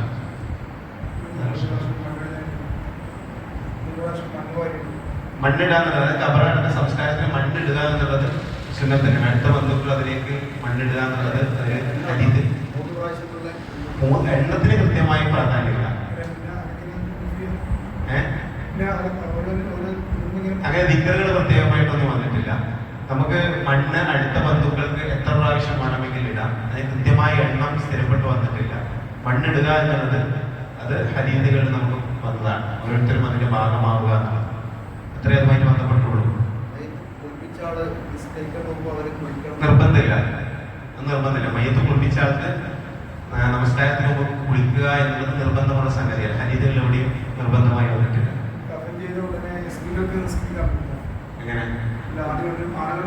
ആണുങ്ങൾ നിസ്കരിക്കുക എന്നതാണ് ഫർദ്. അതാണ് ഫർദായ സംഗതി. അപ്പൊ നമ്മൾ ഏത് ഫർദും സുന്നത്തും വരുമ്പോൾ ആദ്യം അതിന് പ്രാധാന്യം കൊടുക്കണം. അതെ, ഞാൻ പറഞ്ഞത് പ്രാധാന്യം കൊടുക്കേണ്ടത് ഫർദായ ഒരു സംഗതി നടക്കണം, സുന്നത്തായ ഒരു സംഗതി നടക്കണം.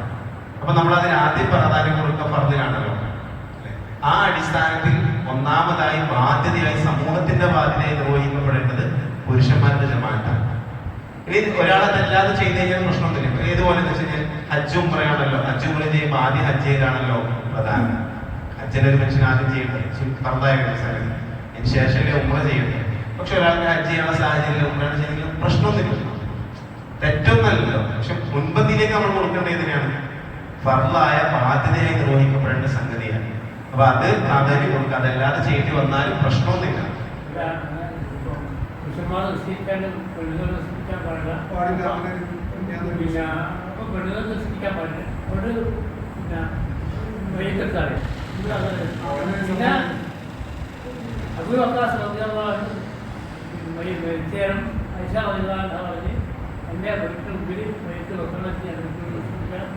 അതെ, നമസ്കരിക്കാതെ പെണ്ണുങ്ങൾക്ക് നമസ്കരിക്കുന്ന സുന്നത്ത് തന്നെയാണ് ഞാൻ പറയുന്നത്. പക്ഷെ സമൂഹത്തിന്റെ അതിന് പ്രാധാന്യം കൊടുക്കാന്ന് പറഞ്ഞത്. അതല്ലാത്ത സാഹചര്യം ഞാൻ ഹജ്ജിന്റെ ഉംറയുടെ വിഷയം പറഞ്ഞത്.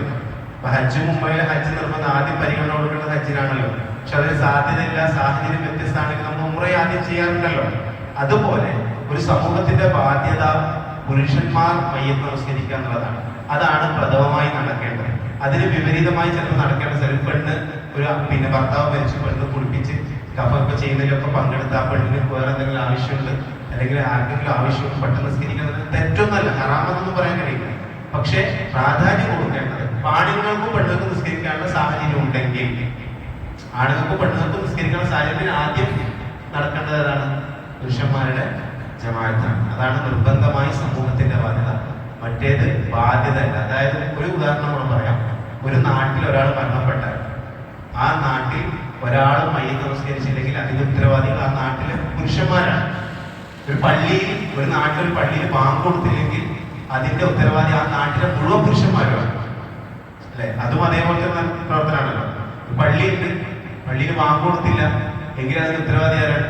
നാട്ടിലെ മുഴുവൻ പുരുഷന്മാരാണ്. തെറ്റുകാര്യം. അതേപോലെയുള്ള ഒരു പ്രവർത്തനമാണ് അത് എന്ന് കൂടി മനസ്സിലാക്കാൻ. പക്ഷെ നമുക്ക് അവസാനിച്ചു എന്തെങ്കിലും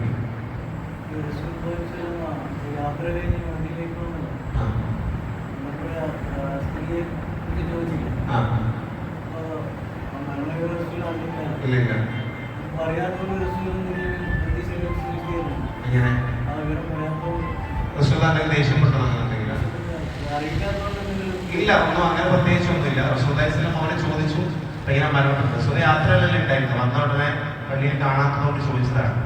റസൂലുള്ളാഹിസ്വല്ലം അവന് കാണിച്ചു തരാൻ പറഞ്ഞു, കാണിച്ചു കൊടുത്തു. റസൂലുള്ളാഹിസ്വല്ലം അവിടെ പോയി നമസ്കരിച്ചു.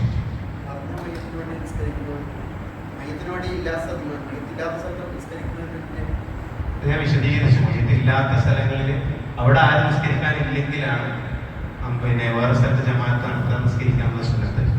അതല്ലെങ്കിൽ ഖബറിലേക്ക് നമുക്ക് എത്തിപ്പെടാനുള്ള സാഹചര്യം ഉണ്ടാകുന്ന സമയത്ത് അവിടെ ചെന്ന് നമസ്കരിക്കലാണ് പ്രവാചക സുന്നത്തായി നമുക്ക് കാണാൻ കഴിയും. കുറച്ച് വിശദീകരിച്ചിരുന്നു. നമുക്ക് അവസാനിപ്പിക്കാം. കൂടുതൽ പഠിക്കുക, മനസ്സിലാക്കുക, അതുമായി ബന്ധപ്പെട്ട അറിവുകൾ ശേഖരിക്കുക, സമ്പാദിക്കുക, അബദ്ധങ്ങൾ പരമാവധി എടുക്കുക, എന്നും പതിനും വേർതിരിച്ച് മനസ്സിലാക്കിക്കൊണ്ട് മുന്നോട്ട് പോകാൻ ശ്രമിക്കുക. കർമ്മശാസ്ത്രപരമായ അറിവുകൾ വിശാലമായാണ്, പരന്നതാണ്. അതിൽ നിന്ന് ഹദീസുകളുടെ വെളിച്ചത്തിലുള്ള പ്രാമാണികമായ കാര്യങ്ങൾ സ്വീകരിച്ചു കൊണ്ടിരുന്നു. അള്ളാഹു കൂടുതൽ പഠിക്കാനും മനസ്സിലാക്കാനും ജീവിതത്തിൽ പകർത്താനും തോന്നിയിട്ടൊക്കെ മാറട്ടെ. ഇതുപോലെ നമ്മളെ എല്ലാം ഒരുമിച്ച് കൂടി അനുഗ്രഹിക്കുമാറാകട്ടെ. ചെറുതും വലുതുമായ എല്ലാ പാപങ്ങളും അതിജലിക്കുന്ന രക്ഷ ചെയ്യുന്നു. നമ്മുടെ പ്രിയപ്പെട്ടവരെയും സംരക്ഷിക്കുമാറാകട്ടെ. അസ്സലാമു അലൈക്കും.